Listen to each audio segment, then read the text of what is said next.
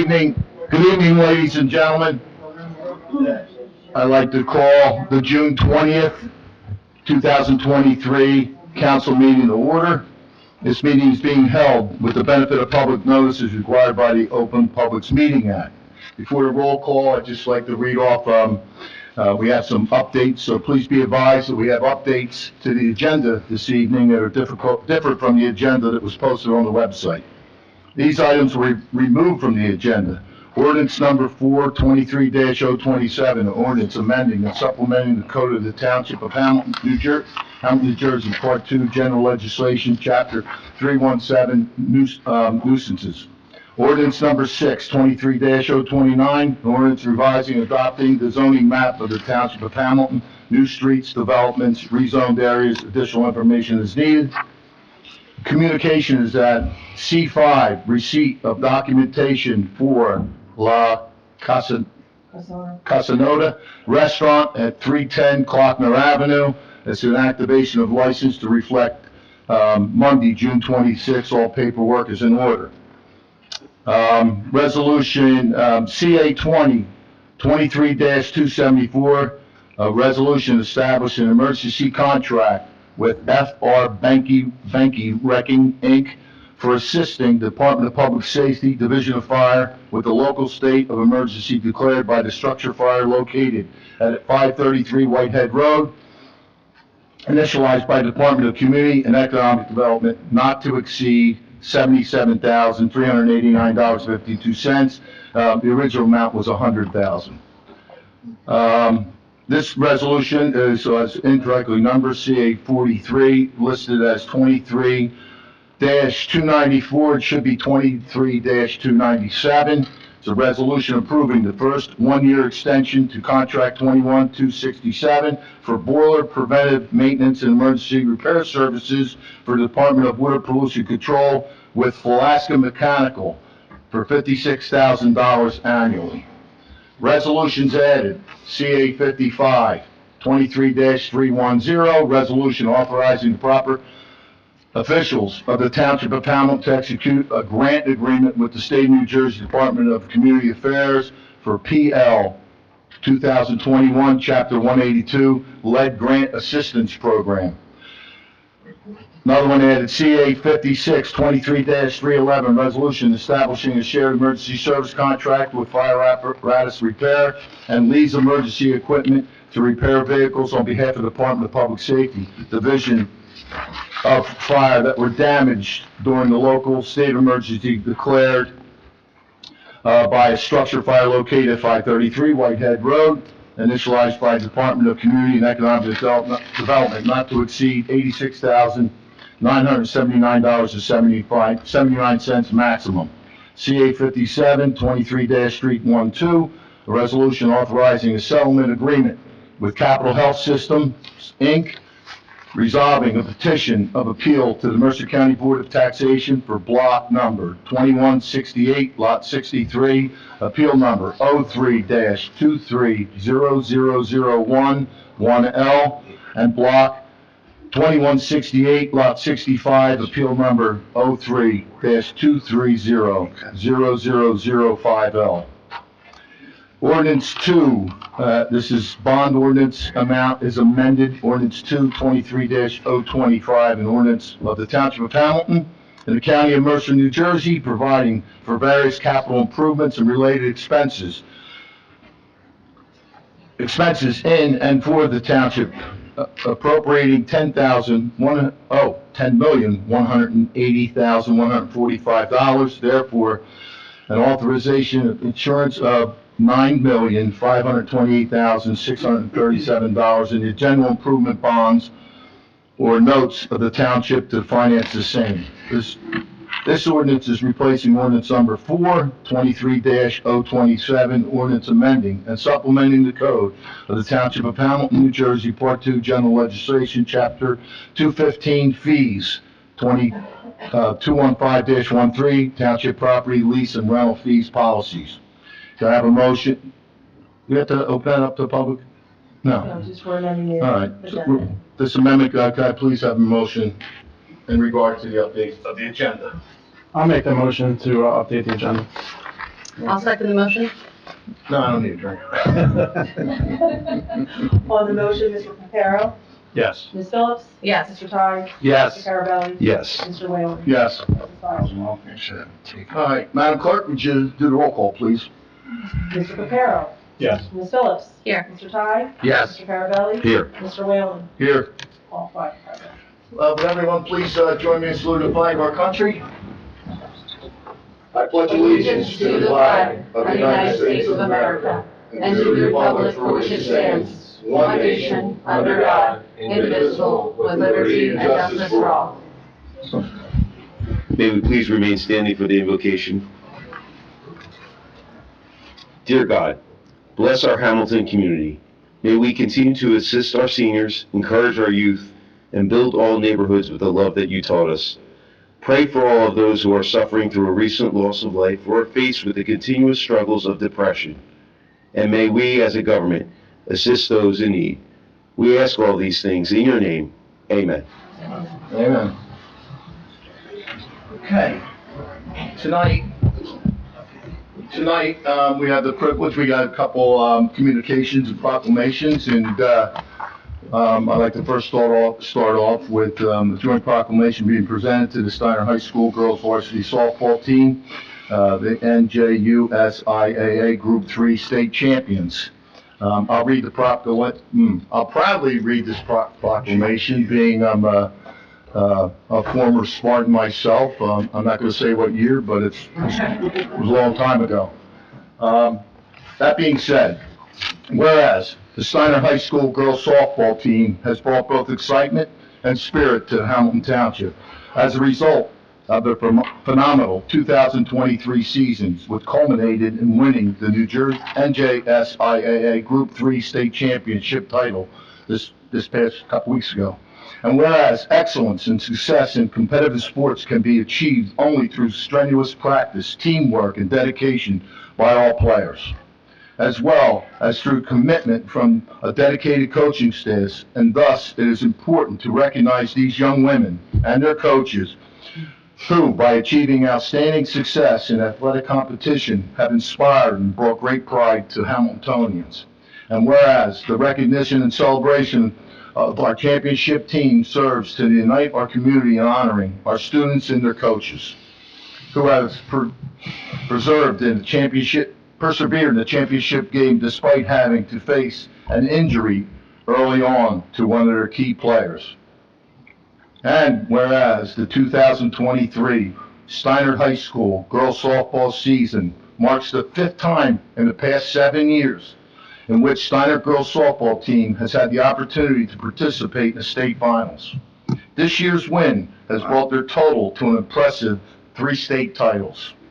And whereas this achievement would not have been possible without the leadership of their coaches and the encouragement and support of the players' parents and families, who together have instilled in the girls the value of teamwork, as well as imparted in them a desire for success, all the while helping them develop a sense of fair play and competition.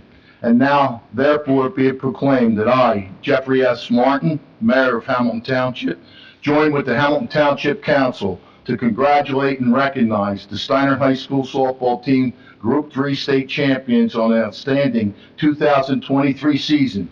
We wish continued health, success to all volunteers, coaches, and players and their families in their future endeavors. Congratulations, girls.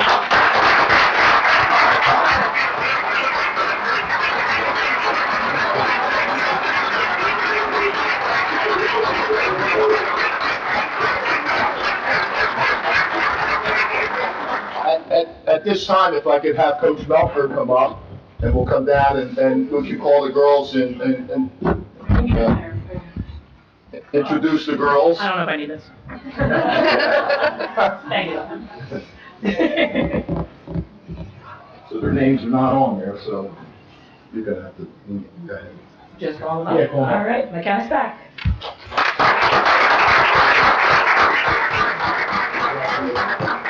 Addison Hassan.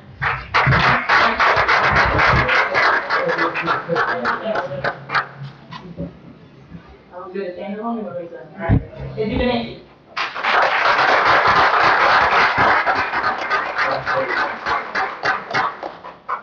Riley Nicolette.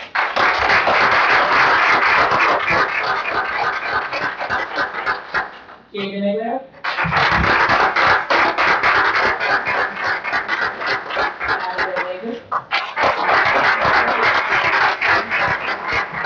Pierre O'Neill.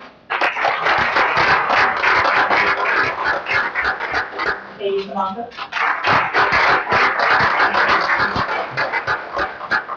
Leah Pope.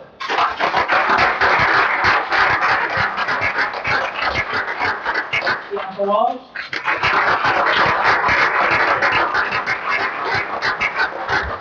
Ellie Miller.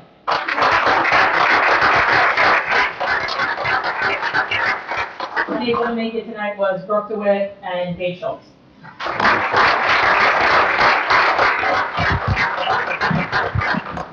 I'd like council to come down, we'll get a group picture with the girls and. You want my Yeah, sure, then introduce you. Yeah, we have Michelle Walsh not with us, Jerry Leo not with us, but with us now we have Sam Dice, AJ Letta, and Mike Melker.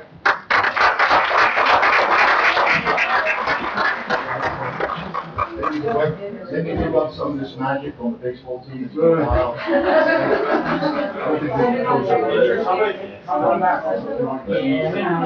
We're not coaching boys. Come on, Michelle. Oh,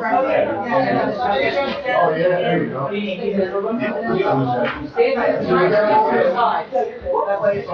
Yeah, someone from your side. Stay to your side. Stay to the circular side and stay space.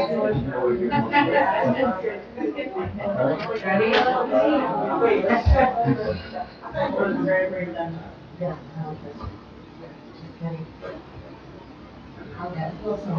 Thank you, Doctor. One more now that I was gonna say. There you go, get up. Go ahead. Come on, Rita, I know you want one. Michelle. Thank God for Michelle.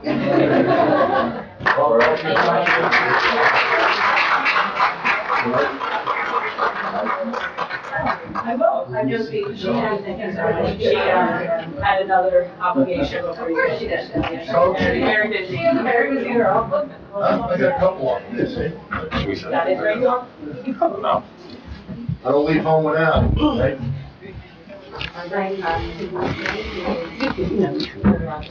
Unless they'd like to experience, just making sure. Yeah. No, I just was. Yeah, feel free. Double variant. Feel free to leave. We have a long agenda after this, I wouldn't stay. Good luck with your. Go enjoy. Yeah. Your kneecap, right? Hang in there. Thank you. Congratulations again. Congratulations.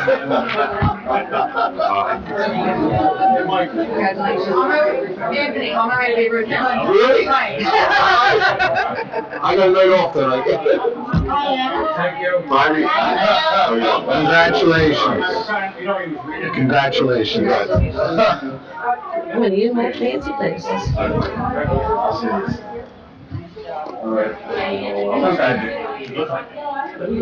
Okay. Next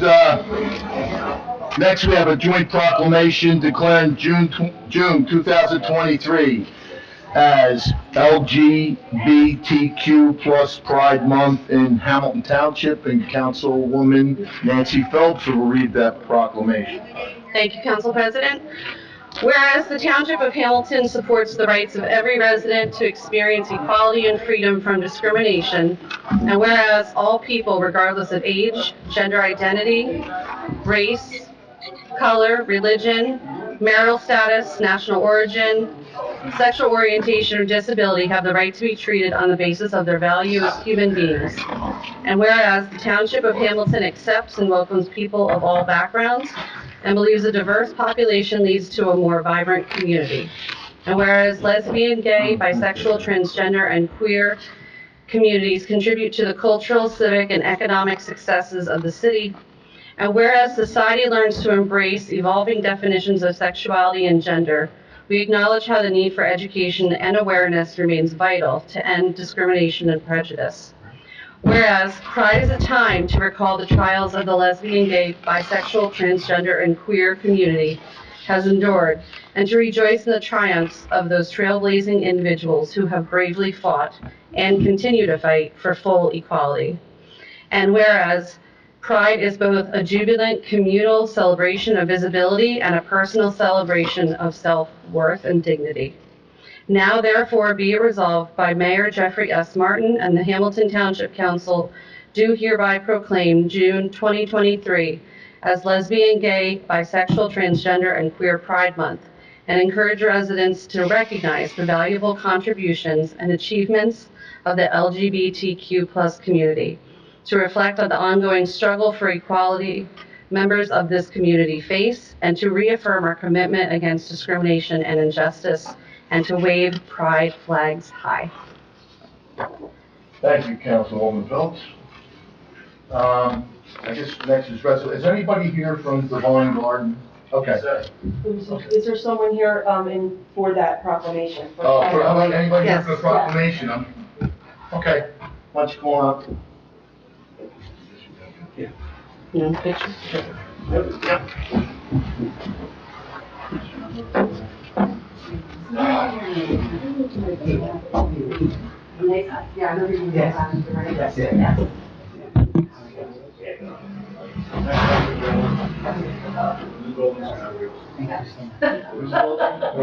Wheels. Thank you.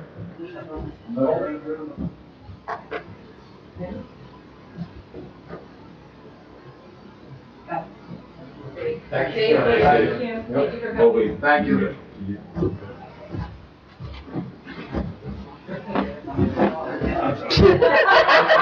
I think we need wheels for that. Oh, she did. We need to put wheels on the bottom, that's all. Okay, move right along. Need a motion to pass communications? Yep. I need a motion, for communications, 1 and 2. Council President, I'll move communications C1 and C2. I'll second that. On the motion, Mr. Reparo? Yes. Ms. Phillips? Yes. Mr. Ty? Yes. Mr. Carabelli? Yes. Mr. Whalen? Yes. Passes 5-0. Resolution 1, 23-254 is a resolution of the Hamilton Township, County of Mercer, State of New Jersey, supporting Divine Gardens' application to the Cannabis Regulatory Commission for a Class 1 cannabis cultivator license. Okay. Any questions, council? I could open it up to the public. Any questions on resolution 123-254? Yeah. Yeah, say something about the Yeah. project. Somebody from Divine Garden, would you like to just say a couple words briefly? Sure.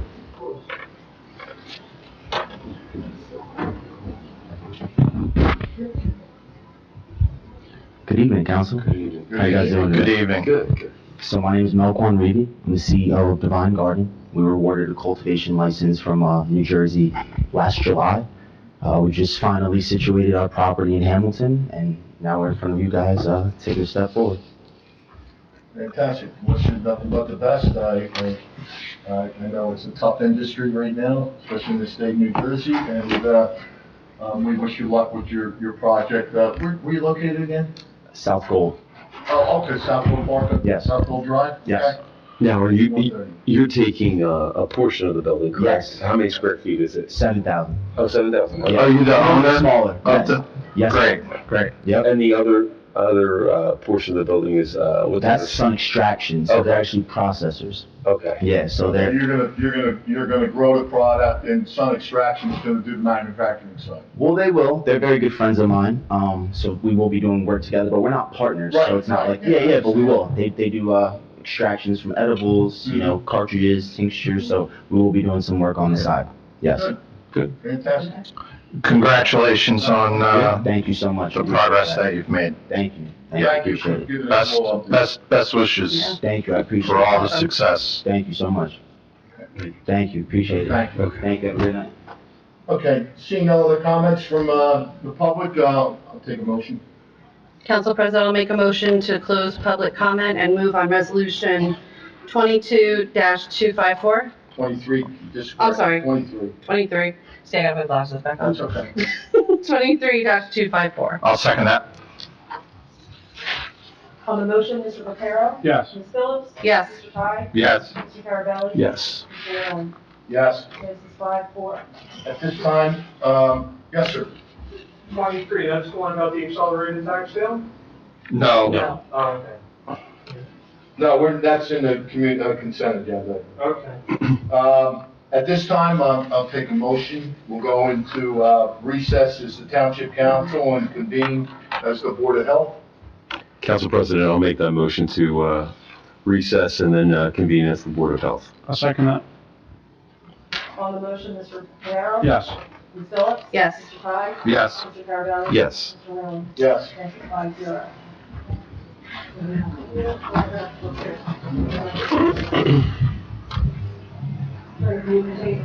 You can. Yeah, it's fine. I can say it. Oh. All right. Front and center. Thanks, Al. Thanks, Allison and Brittany. Yeah. Definitely, Thank you, Luz. definitely getting wheels in the new municipal. A lot of furniture rearranging in our meeting. Like a hoverboard. Hoverboard. Okay. Director Fitzgerald, Good mic is evening. yours. Okay, we're on. Good evening, council, and all of the members of our Board of Health and our administration. It is with great pride and pleasure we come before you this evening to present our report to the Hamilton Township Board of Health. The Hamilton Township Division of Health is dedicated to maintaining the health and well-being of all of our residents and visitors by means of prevention, health promotion, and education. During our past meetings, I have given an entire overview of the intricate responsibilities of each section within the Department of Health. Again, for anyone new here this evening, I will briefly summarize each section's responsibilities. Our Division of Health encompasses 4 sections that include nursing and public health services, consumer and environmental services, vital statistics and licensing, and animal control services. This evening, you will receive a report on each section from our health officer. To keep up to date on the accomplishments of the Division of Health, we invite members of the board, as well as our residents, to take a moment to visit our township website, read our division's annual report. In addition, our Animal Shelter and Adoption Center posts monthly statements and statistics on the shelter webpage. This evening, we will provide you with an update on the COVID-19 post-pandemic. Our health department staff, health officer, public health nurses, and support staff have been working diligently each day to provide our residents with the current guidance needed to navigate this path. Our nursing staff still continues to coordinate many COVID clinics and administers doses of COVID-19 vaccine as well as influenza vaccine. Our health department staff continues also to provide state-mandated services. Other public health-related services, such as immunizing our children against childhood diseases, administering adult immunizations, and following up on all state-reportable communicable diseases. Our environmental health inspectors perform thorough inspections of all of our retail food establishments, schools, and other required facilities. And our vital statistics section issues thousands of certificates and licenses each year related to birth, marriage, death, and burial permits. Another important task of our health department is to provide management oversight of our animal shelter. The shelter management team, which consists of our health officer, the shelter manager, our assistant township attorney, and myself, have accomplished so many of our goals in improving the policies and procedure at the shelter. We have created new and continue to revise shelter policies, operating procedures, creating and or improving necessary records and documents required for better record keeping. Excuse me, addressing any issues that need remediation, noting any deficiencies, while making sure that we make our facility the best it can be, and most importantly, provide the best care for our shelter animals. In addition to the management team, our shelter staff of ACOs, animal attendants, and clerical staff have all been instrumental in moving our shelter in a forward position.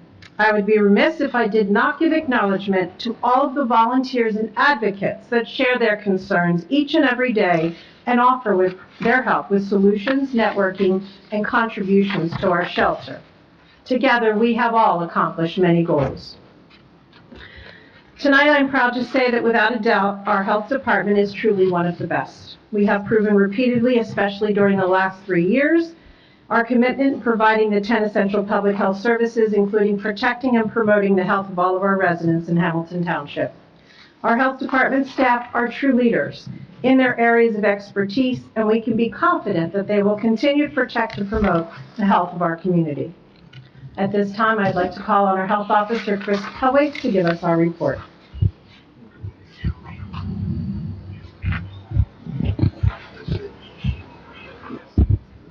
Good evening, Board of Health members and residents.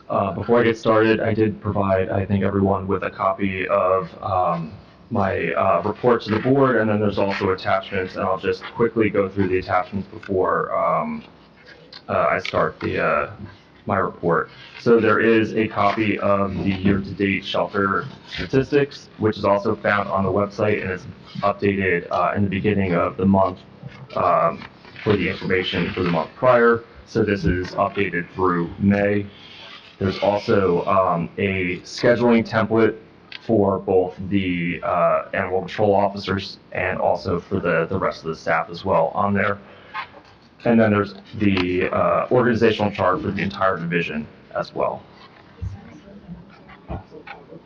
Yes, and there's also in the back there should be extra copies for public as well if they would like to have a copy of it.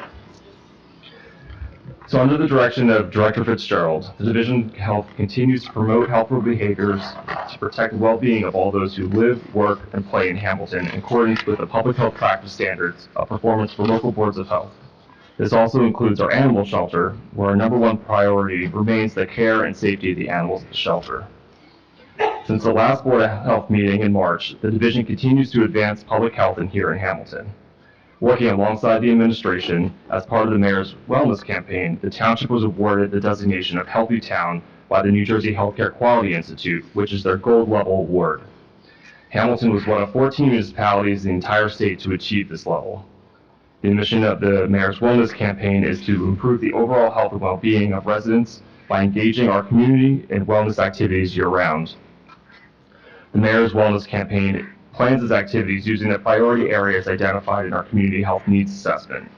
Our priority areas are COVID-19, chronic disease and life expectancy, behavioral health and trauma, and maternal and infant health. A recent example was our walk with the mayor that took place at the Abbott Marshlands. Consistent physical activity is an important way to reduce chronic diseases and also improve mental well-being. Another recognition that the division received was being placed on the New Jersey Department of Health's Influenza Honor Roll. This demonstrates our dedication and commitment to promoting influenza prevention and to protecting and improving the health of all the health of the community during the 22 to 23 flu season. This flu season, the division's nurses gave out more than 2,000 flu vaccines to our residents through community clinics and home visits. I'm happy to report to the board that the division continues to meet its annual public health obligations. The division continues to manage numerous grants which assist us in expanding our existing services and launch new ones. These grants also help offset costs being passed along to township residents. For state fiscal year 24, which starts on July 1, the division will be managing approximately $1.4 million in grant funds. This is up from just over $1 million in fiscal 23. Starting July 1, the division will take over control of our childhood-led investigations. Previously, the City of Trenton provided nursing case management for children with elevated blood levels here in the township. With the additional lead grant funds, we're moving one of our per diem nurses to full-time in order to focus on reducing the effects of childhood-led exposures here. Additionally, starting July 1, the division was awarded a grant from the National Council on Aging, allowing us to continue to partner closely with the Senior Center to ensure our older residents have access to COVID-19, flu, and pneumonia vaccinations. The standing weekly vaccination clinics that the division hosts, along with our contract with Bayada, will continue through the end of the year.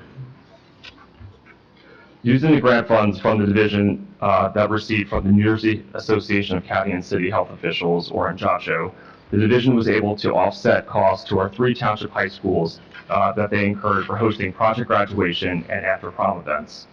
These important events offer students and parents alternatives to after prom and after graduation parties where there may be drugs and alcohol available. The division will once again work with our schools and the school district to offer drug and alcohol diversion programs in the upcoming school year.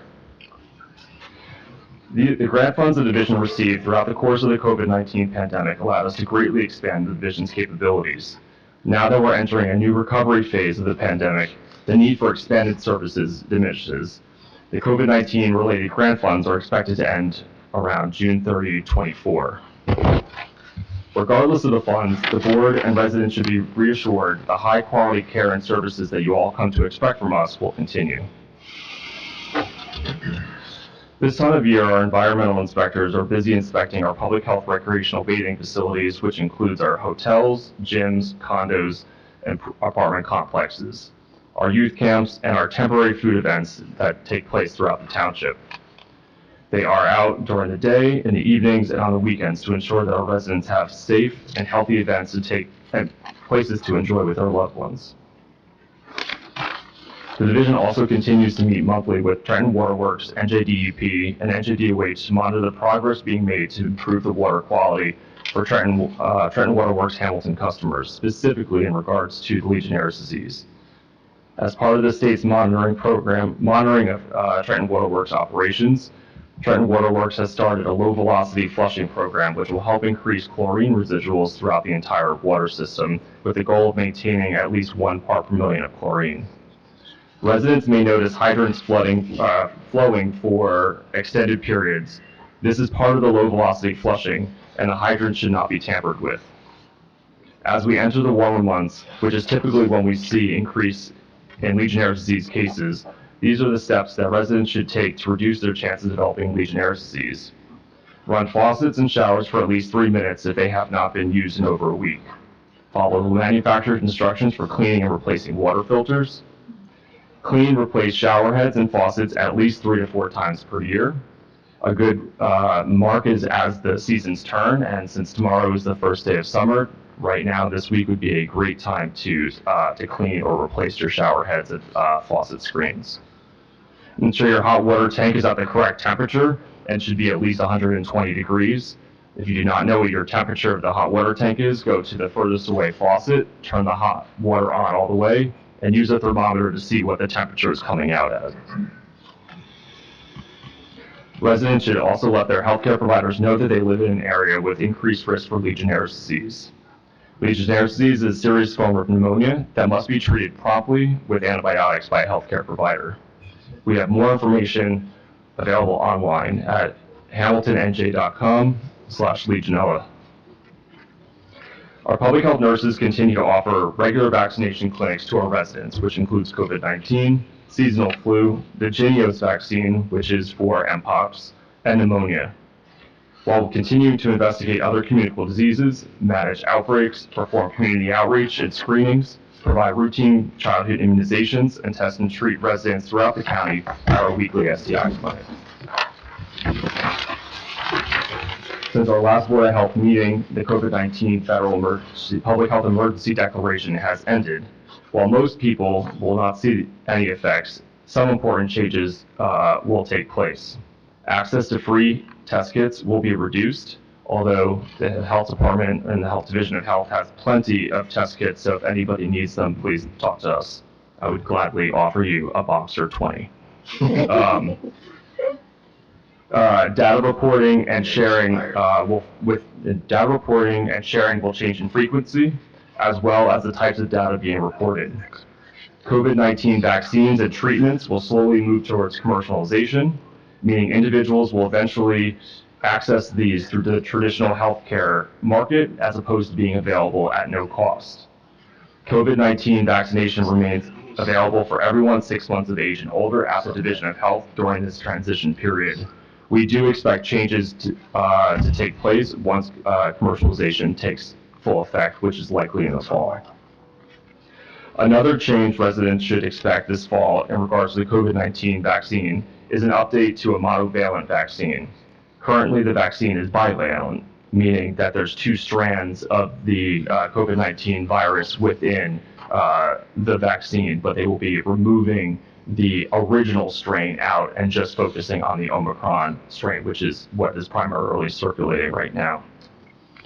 We will learn more as federal regulators meet and review data from the manufacturers, but I would expect a shift towards a recommendation for an annual COVID-19 vaccination similar to what we see and recommend each flu season for flu. At the animal shelter, our staff are busy ensuring that the animals in the township's care have a healthy and safe living environment. Each month, we post an update of the year-to-date statistics for the shelter on our website, which is hamiltonnj.com/animal shelter. It is also attached to this memo. As we enter the summer season, it's important to remember that 7 days a week, including holidays, staff are at the shelter making sure that the animals have water, food, a clean habitat, and medication as needed. Just the bare minimum of animal care takes about 15 minutes per animal. As of today, our current census is 66 total animals at the shelter, which includes 33 dogs, 30 cats, and 3 bunnies. Based on the current shelter census, that is over 16.5 hours of staff time each day just for basic care of animals at the shelter. This does not include the time that is needed to take dogs for walks, socialize animals, or conduct behavioral assessments, for example. Nor does it take in the time that it takes to work with potential adopters or other administrative tasks. Attached to this memo is a template used to schedule staff at the shelter so you can have an idea of what types of employees are scheduled and when. Management uses its personnel resources in a manner to ensure that all required activities at the shelter are completed. This includes reassignment of duties. An example of this occurs when we have an animal control officer clean kennels and coordinate medications, or when animal attendants cover the front desk. All assignments are within the respective employee's civil service title descriptions. And one important thing that we've tried to build upon over the last couple of years is teamwork and flexibility, which is important for an effective work environment. Something that we've been trying to instill across the staff throughout the entire division and department. We recognize that there continues to be concerns with after-hours coverage in regards to animal control. We're improving communication at all levels, including internally and with other departments. Between January and May of this year, our ACOs responded to 93 requests for after-hours calls from the police department. The other 7% did not require an immediate response. Additionally, the division seeks to enter into an agreement with the City of Trenton for redundant backup coverage for animal control in the event township personnel are unavailable. The division is also utilizing part-time staff to fill in gaps and work on project-based tasks such as rabies control and dog licensing enforcement. In 2023, the division's ACOs have responded to 1,260 service requests. Service requests include dead animal pickups, animals at large, wildlife concerns, etc. that come in through See Click Fix, phone calls, and emails. With our new online dog licensing module, we were able to process more licenses faster this year than ever before. Even though there were some glitches in the process, which happens during the rollout of new systems, since 2020, the highest number of dog licenses that we have seen issued in total happened in 2021. This year, we've already passed the number of dog licenses issued by May of 2021. Additionally, we've already surpassed the number of total licenses issued in all of 2022.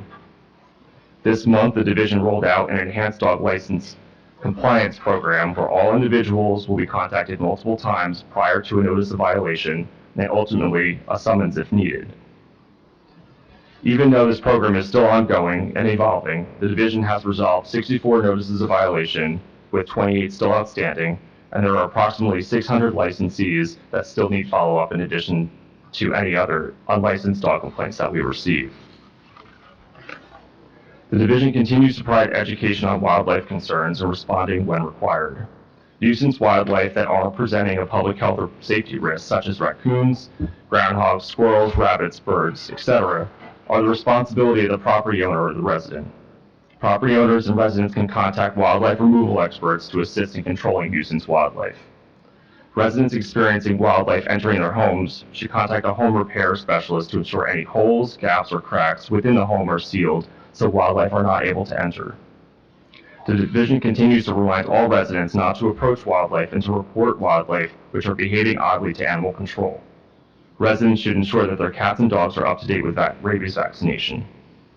Requests for animal control during non-business hours should be made through the Hamilton Police Department, and information on wildlife concerns can also be found on our shelter website. The division has also been working with the Township Court to streamline the process for court dates and resolving summonses. Starting in July, there will be a unified standing court date where all Division of Health summonses will be heard. Thank you again for allowing me to give you an overview of the hard work that the dedicated team at the division has completed since our last Board of Health meeting, and we're available to answer any questions the board might have. Thank you. Thank you, Chris. Appreciate your up-to-date report. Very good. I guess maybe we can maybe open up to some questions before, I guess, Director Fitzgerald, you're going to give a closing statement at the end? Sure. Okay.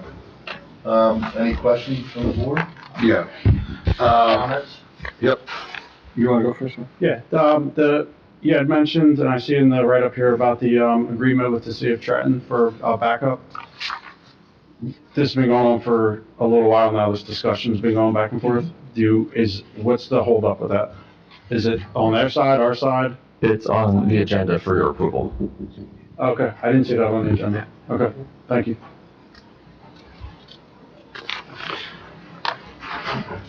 Oh, you go first. Good. Okay. So on the page after your notes, there's a chart there, live release rate. Yes. And so it's going up to, first of all, what year is this? This is current year monthly. So where the drop off to where you see where June is because there's no data there, so that's why it just drops off to 0. How does it go up in August then and up in November? There must be, Shouldn't it be a flat line? yes. I will have Danielle. There's 2 lines, right? Yeah. There's a gray line. Yeah, there are two. It's hard to tell what those intake and, Yeah, there must be a clerical error in that, so thank you for pointing that out. okay. So we'll look for clarification. The numbers. Yeah, up top, the percentage is correct, but I don't know where it must be pulling information. I'll have Danielle correct that. Yeah, and I did notice, let's see, you have a spreadsheet here, dog intake total. 18 dogs taken in January, 17 strays, owner surrenders, 16 live release. In February, you were 15 dogs taken in, 20 live release. So you actually released more dogs live than you took in. March, you took in 16 and did live release of 18. So these are very good live release numbers, and I commend you for your work to either place them in rescues or get them back to their owners or find adoptees. Going back to the public health report, you had mentioned that there's a grant that's going to enable you to move one of your per diem nurses to full-time in order to focus on reducing the effects of childhood lead exposure. And as a part of that, we're going to be ending our association with the City of Trenton's nurse. Is that permanent? We were in a year-to-year MOU because that was also contingent upon their own grant funds. So it's important to remember that the authority and our responsibility, it always is with us as the local Department of Health. So if, let's say, Trenton lost their funding, it would immediately revert back to us and we would have to pick up those services. So thankfully, the grant kind of runs in 3-year cycles, even though we have to reapply every year. So I'm fairly confident that we at least have a guaranteed 3 years where we would be able to support this individual full-time and have them work on our childhood-led cases internally. How often do we see these lead exposures at this point? So our screening rates are not great here in Hamilton. There is a requirement that at 12 months and 24 months that every child should be screened for blood levels. But, and I don't have the percentages off the top of my head, but they're not as good as they should be. So that's something that we will be working with our pediatrician offices and also working with our daycare centers and preschools to encourage more parents to get their children tested. We do testing in our childhood health clinic as well for those who are uninsured or underinsured. But typically we see 10 to 20 cases each year, but they are lowering the action level. It was at a 5 and it's being lowered to a 3.5 where some action from the health department will need to be taken, whether that is education to the family or a home visit. I'm not sure because the state is still working on regulations in regards to the lowering of the threshold. Do you think them numbers are coming down? Is it attributed? Is it too soon to tell that the lead line replacements that are happening throughout, Hamilton Township and different areas are attributed to that, or do you think it's too soon? I mean, people have had lead pipes forever, right? And now we're replacing them, so I guess we ain't gonna know for years if it's really had any effect, correct? Yeah, I mean, it'll take some time for us to see, but in New Jersey, because the vast majority of our lead exposures are from lead-based paint, there's the vast majority of the homes here in Hamilton, but then also just in New Jersey as a whole, were built before 1978. So, and they do contain lead-based paint. So it's really the dust. So you can live in a home that has lead paint completely fine and have healthy children. It's just when that paint starts cracking and creates a dust, and if you're not properly cleaning your home or maintaining dust levels, then that dust can be ingested by the infant or the children or the pregnant mother, and then that's how the vast majority of exposures happen. So between the door jambs, window sills, that constant movement breaks down the paint, it creates dust, it gets in the children. But there's also, if people bring, spices or pottery from overseas, that's another exposure risk because it can, it can either leach into, if it's pottery, it can leach into the food that you're eating, especially if it's a hot liquid, or if it's a spice, sometimes, then obviously you're cooking with it, and that's how you can get ingested that way as well. Thank you. Anthony? Sure, where you go? Go ahead. No, I was going to ask a question on the lead paint. Kathy and Chris, thank you again for, I know it's been said, but thank you for your thoroughness and for updating us quarterly on some of the activities going on in Division Health. But just wanted to ask, do we have a partner, and I know I've asked this in the past, with the nonprofit organization ISLES? Do they do some work with us, and is there some overlap there? Yeah, we do referrals for homeowners that do need abatement.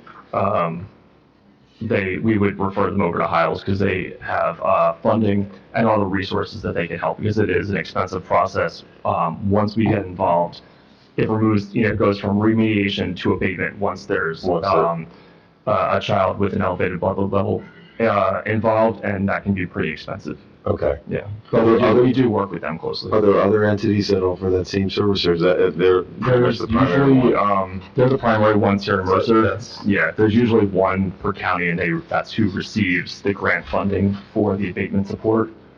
So here in Mercer, it's ISLES, okay. But they're also a great resource just in general as well. And jumping to the other piece that you put here, I know you alluded to in a paragraph regarding, I never knew we did this, the after party. Yeah. So that was something new this year that we were able to support, especially, because a lot of the whether it's the booster club or the parent fundraising really wasn't there for a couple of our schools, so we were really able to step in and provide them with funding. We provided each high school with $8,000 to. So you provide the funding and they do. They had to. The way that it works, though, for Nottingham and Steiner, we supported their after prom events, so they had already planned it. We had talked with them, and we offset their cost up to $8,000. So if they exceeded that, it was just they had that extra money to continue with it. And then with Hamilton West, we supported their project graduation program, and that was pretty much, if we did not step in, I don't think it would have happened. And I think Nottingham as well, they were able to greatly expand their program based on the funds we were able to give them, and hopefully in this next grant year we'll be able to continue that support or increase it, but we do just the regular, the Municipal Alliance provides education funds as well that we go and do programming in the schools.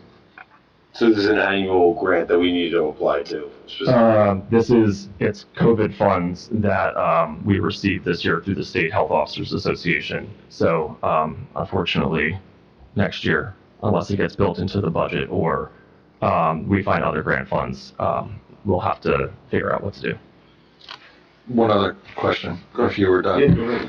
So thank you for providing a copy of the schedule for the employees in the animal shelter. I see there's no coverage on Sundays.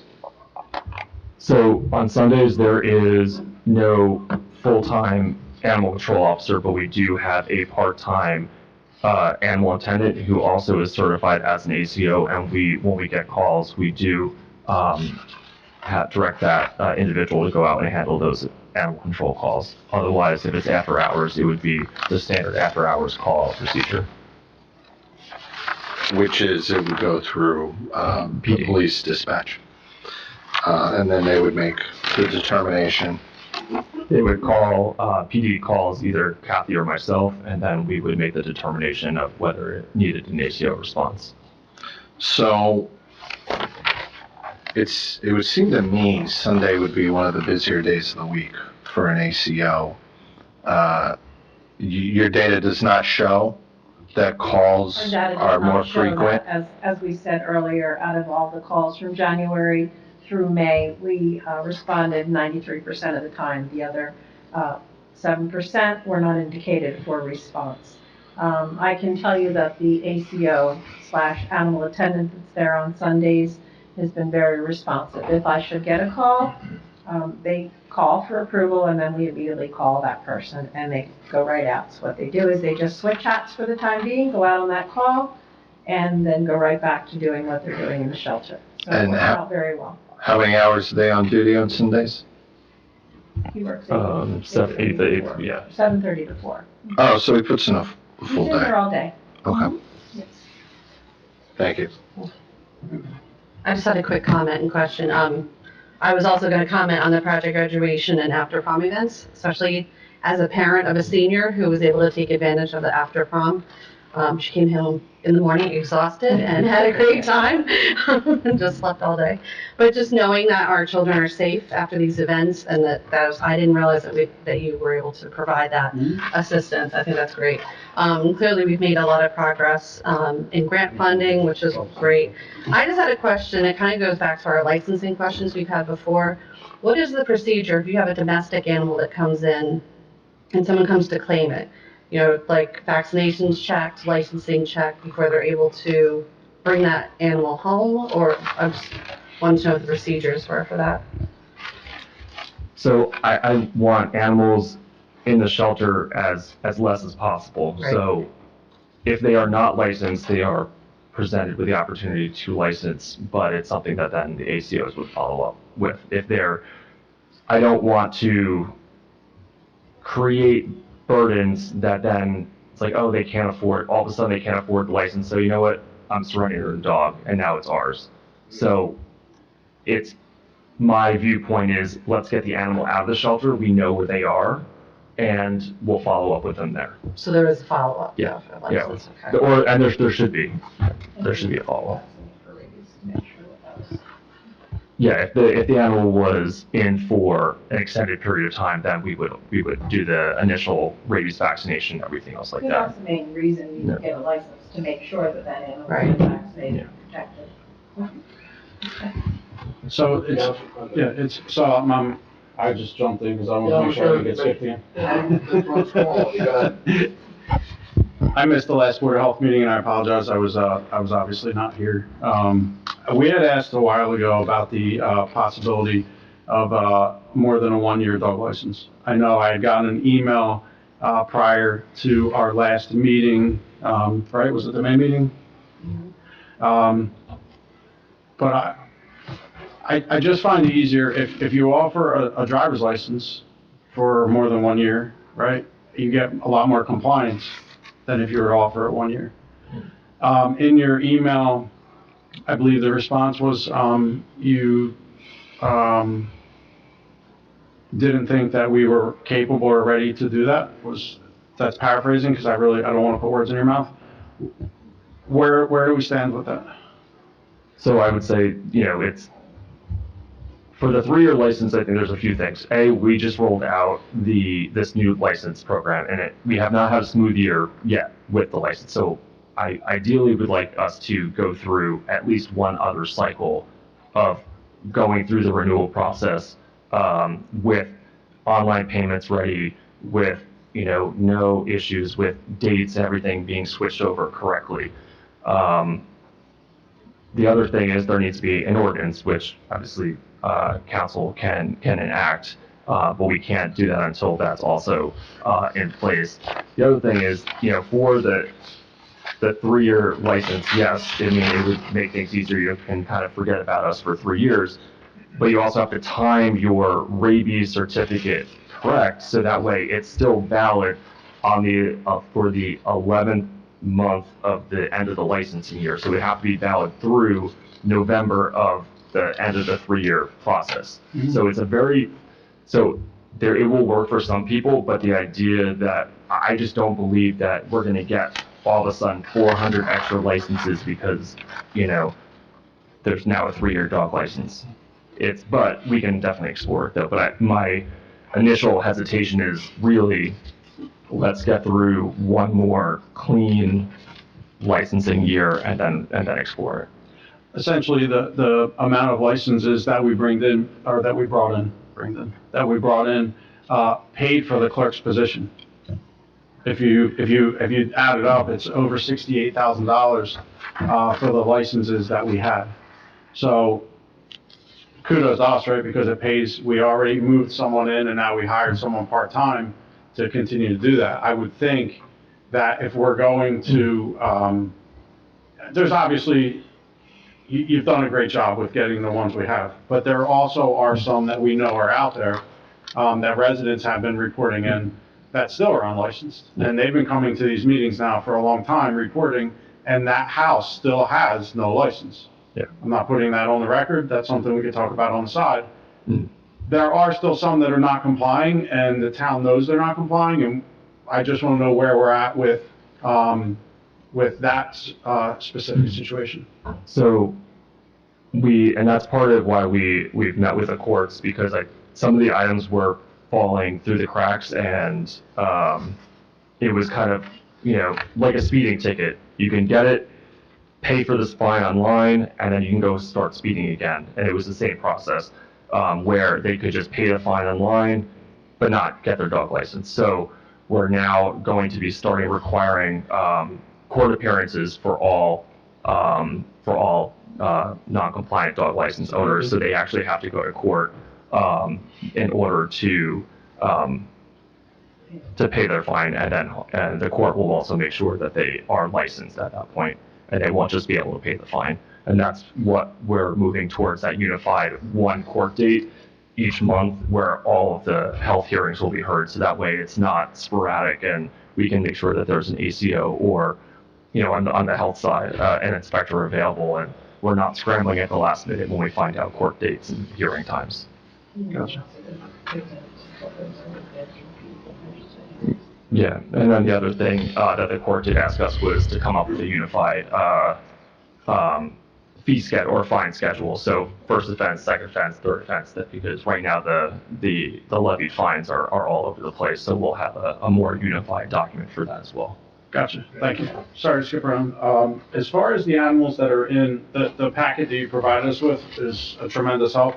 Obviously, we just got it, but, so I'd like to look at it, more.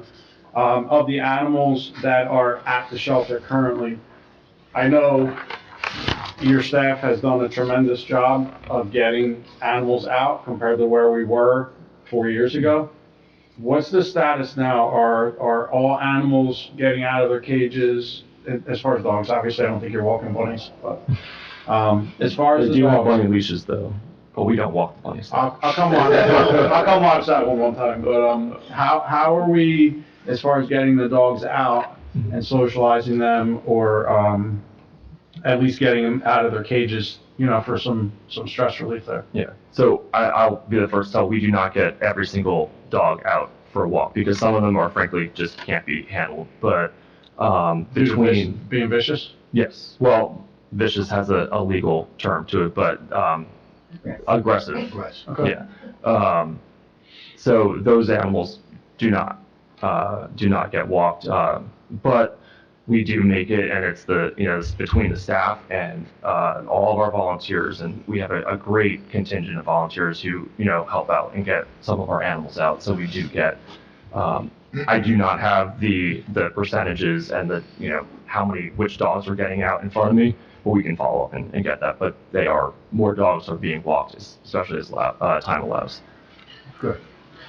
One last thing, I was contacted by a resident, apparently on, May 23rd, at 8 o'clock at night, there was a raccoon came into someone's house. Oof. They contacted. Yes, we did get a police call about that. Nobody came, and then the second raccoon came into the house? Do you know what the situation or any details on that? Yeah, I answered the call, it did come to me. It was advised there was no human exposure, similar to what I said. I mean, it's a nuisance. It was the raccoon was not reported to be aggressive. There was no, the person. In his bedroom. But he was not in the bedroom. What if he wanted to go in his bedroom? It's a raccoon in the house. It's a dangerous animal. That's not aggressive in somebody's house? I don't know the entire incident. Regardless, I made the call and I made the decision that the person should find a wildlife removal expert. They did speak to an ACO earlier in the day, but we've had, people have had raccoons in the attic before as well, and even if we removed it and we let it go, they would have had, they're getting in somehow, so there does also need to be some sort of, kind of personal responsibility in making sure that if there are holes and stuff like that in the house, that they are sealed to make sure that, animals are not getting in as well. Okay. On May 25th, there was another incident with a raccoon, around the same time, 8 o'clock at night. Raccoon was walking in circles in the yard. Do you know if we responded out to that one? We were not called, so no, there was no response because we were not requested.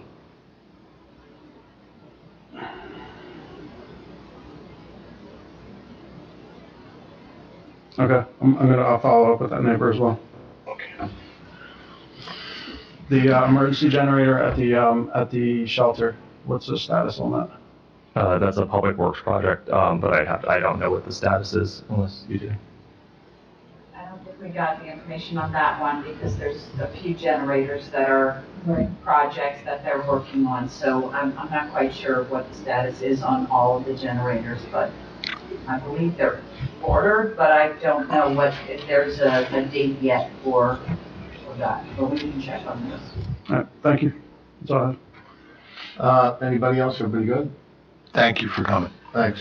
Maybe before Kathy, Director Fitzgerald gives her closing remarks, is there any questions or comments from the audience? Go ahead, please. Do we want to rearrange? Yeah. Yeah. All right. Well, put that mic, we'll stretch over to their podium for now, so we can, okay, come on. What are we doing now? There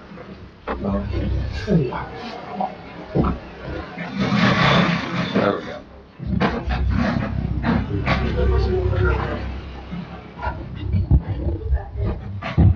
For now.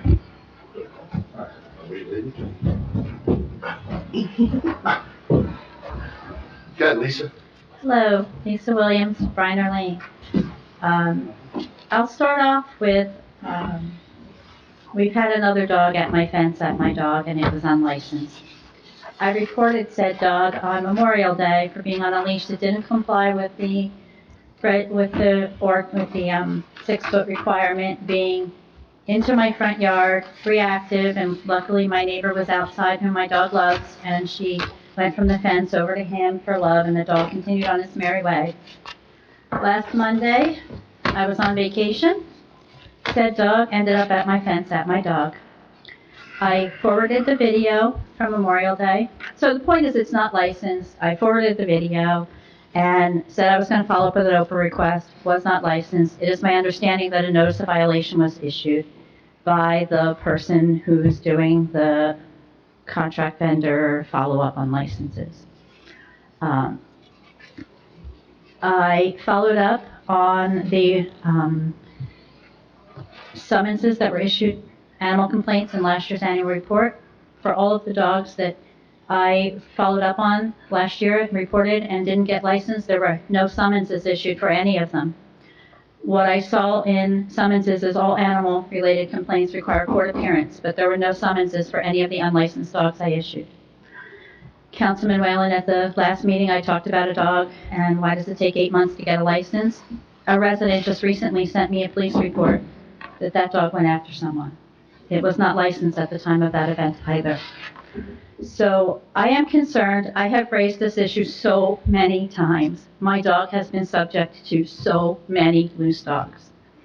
And, you know, interesting thing, I was at my family's house this weekend and someone found 1980 dog license owned by one of my family members, and it was in the 6,000s. So just as an example of how low our dog licenses are when you compare that to census. I found the dog license from my dog who was attacked on a walk in 2010, and that was in the 5,000s. So my question is anyone following up on dogs that I haven't reported? Like, someone should be doing something, walking around these neighborhoods. It is ridiculous what is going on. So I know I'm babbling. I'm pretty upset that my dog has been through this again. I will say that the animal control officer that has come out has been fabulous. But enough. Like, this needs to stop. So they're not licensed. As of the day of that dog being at my dog, it was still not licensed. And I really feel that had someone followed up on the leash issue, that's part of the issue with this dog. It's a very large dog. And a long leash, they don't have control. I mean, I have video of the dog attempting to take the owner for a walk between Memorial Day and getting to my dog. Like, Is this the one we've talked about across the street from you? that's the police report one. Oh, okay, yeah. This is another dog so just add a number 1 to the number of dogs on the list you guys have, because that particular dog that got to my fence did not exist at the time of those addresses were given. The previous dog also got to my previous dog at my fence. That previous dog was not licensed either. So if somebody could explain, what are we really doing to enforce dog licenses? You know, if my family in 1980 in January had a 6,000 number dog license, how is 3,300, 3,400 with the population in Hamilton now? Chris, would you like to answer that? I know that he gave an explanation earlier. I know they're trying to set up working with the courts to have one day a month or one day every week. I don't know if it's weekly or monthly, you know, where all the people that have been issued violations will have to show up at court. But go ahead, Chris, if you could. So laws have changed since then over the past couple of years. So there is no required dog canvas anymore. So a lot of the why, maybe there was higher numbers, not saying that it's one way right or another, but there was a required dog canvas from the state of New Jersey that every municipality had to complete. That is no longer the case here, which, may have, reduced numbers of people complying with it.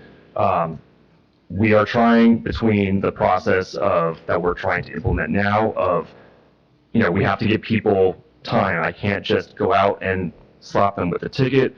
We are trying our best to be, good neighbors and giving everybody an opportunity, but now that opportunity has passed, but we're also, we give them the notice of violation.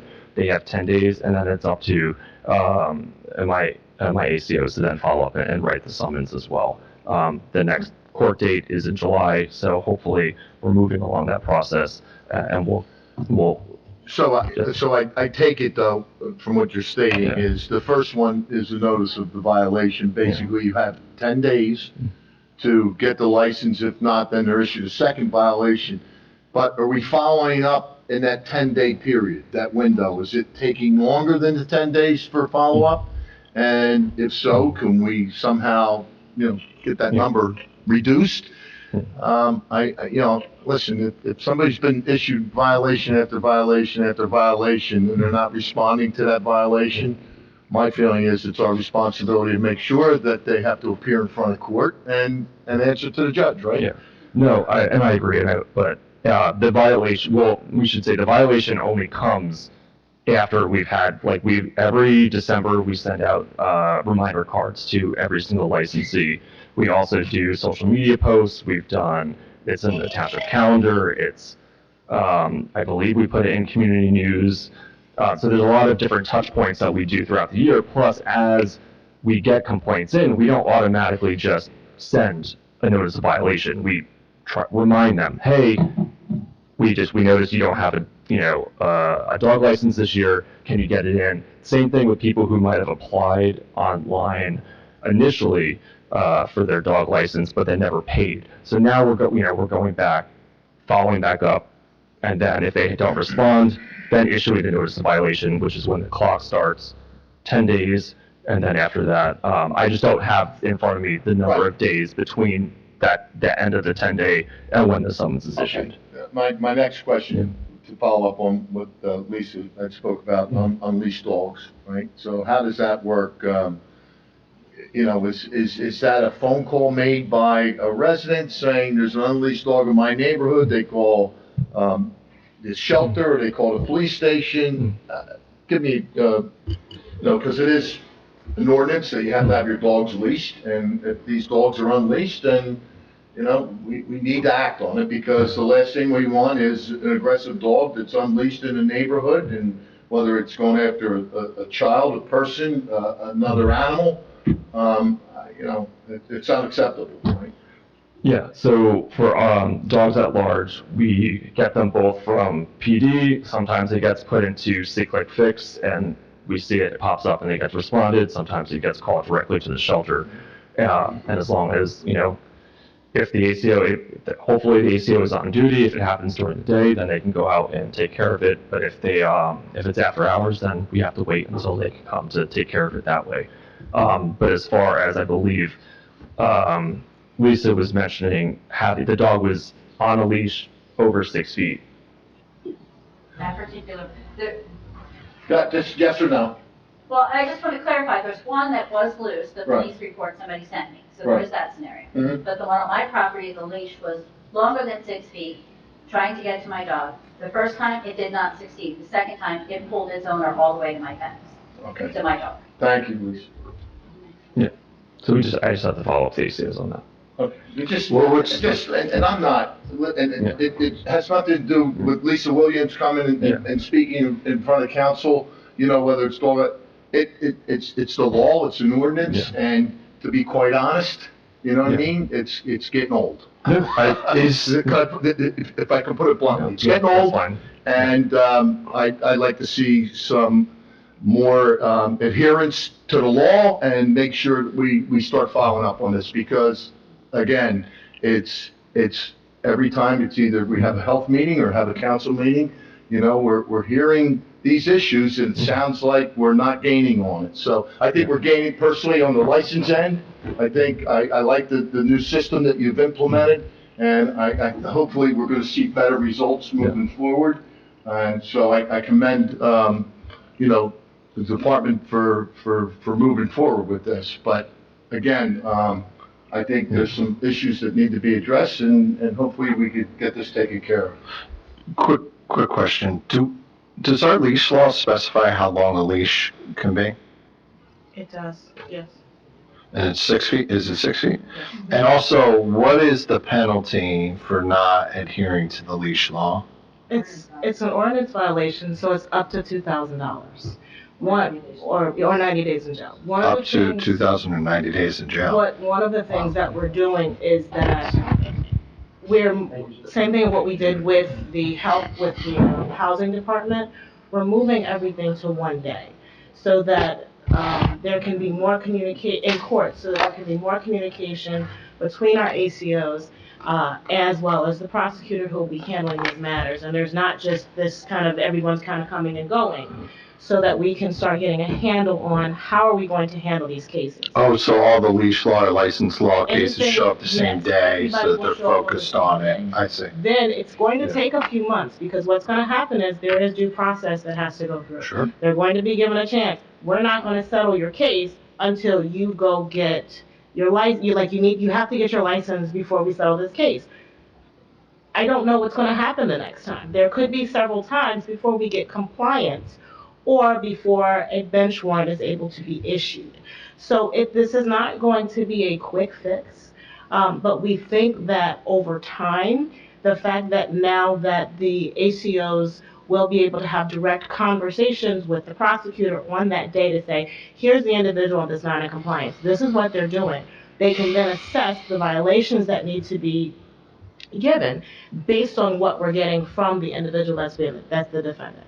So if it's someone that, I missed it, they get that done quickly, that penalty is going to be a lot different than someone who is just adamant that they're not going to register their dog. So it's like I'm saying, it's not going to be a quick fix. You're not going to see a change right away. However, as these violations are getting written, and as we take time to go through the system, because they're only going to be once a month, unless there's a situation where we have to be sooner, Yeah. say if it's a dangerous dog or something. Well, court resources Right. dictate that. Exactly. Yeah. So, it's going to take some time, but we're hopeful that with us being able to merge everything onto one particular day and to be able to start seeing a pattern of who's actually taking care of their licenses, because we're not going to finalize and let you take care of your ticket or whatever's going on until we have proof that you have rectified the situation with your license on that day. And just to add to that, she alluded to the housing. We did the same thing with the housing department. So with, now it's all on one day a month in municipal court. And it took about 6 or 8 months where actually Jen and I would go in, we would prosecute some of the cases, and all of a sudden, when the landlords used to be walking out with $100, they were walking out with $10,000 fines. And because we were able to watch the patterns and see who were frequent flyers, who were abusive, who were just not following the law. And then we transferred it over to the prosecutors, and they've taken it and continued the process. And so this is sort of the next project that Jen has really been spearheading. And we think, just like in housing, there will be, it was amazing. Once we really started hitting landlords, the lines outside the housing department were amazing. All of a sudden, everyone wanted to register their property, and everyone wanted to make sure their permits were up to date, and everyone wanted to make sure that, their COs were done. So the word gets out, in other words. And I agree. I think the same thing similar to this, right? The old saying is, all it takes is a couple people to get fined, right? Before it spreads around and other people start saying, hey, I better get my dog license because I can't afford a fine, or I better start putting my dog on a leash because I don't want to get a fine because I heard the guy down the street got hit with a fine for unleashed dog. So when that starts happening, I think it spreads just like you said, and maybe things start taking care of themselves a And little. we'll take the blame. We're happy to take the blame. Oh, those crazy lawyers. Can I just have one follow-up thing? I'll be quick. Go ahead. Come on. I just want to point out that the key is that a summons actually has to be issued. That did not happen with the dogs I reported last year. I follow up and be told that after 10 days you issue a summons, then it's in the court's hand. I overed the animal complaint summonses. The 47 became 42. Brittany's phenomenal with following, dealing with me being, can you please open this? I didn't get all my records. And I read them. And the summonses didn't get issued. So that's the first step. I'm going to go sit down now. Thank you, everyone. Appreciate your comments and your efforts. Good. I'm going to defer my question. I just would like to make a comment to Chris and Kathy. Yep. I hope that the questions that we're asking and the things that we're saying don't overshadow the great things that you've done. I hope you don't feel that way of us, because we speak very highly of you. We know what you've been through with COVID, with where we are now, getting to where we are. Please don't take that as being negative.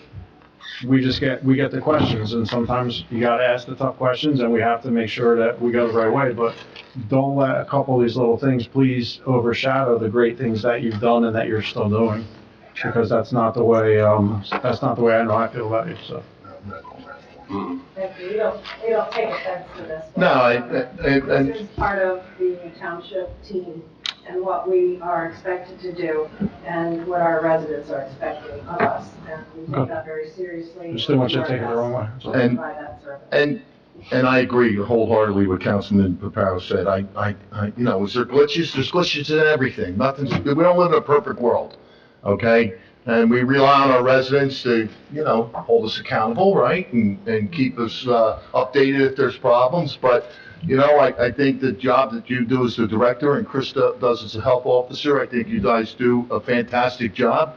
I think you're trying to be creative with some different methods, like for instance with the dog licensing, and hopefully we start seeing some better results and move forward. So unless there's any other comments from Steve, if there's something really important, feel free to come on up, Mike. I know what it's about, but come on up, pal. What's that?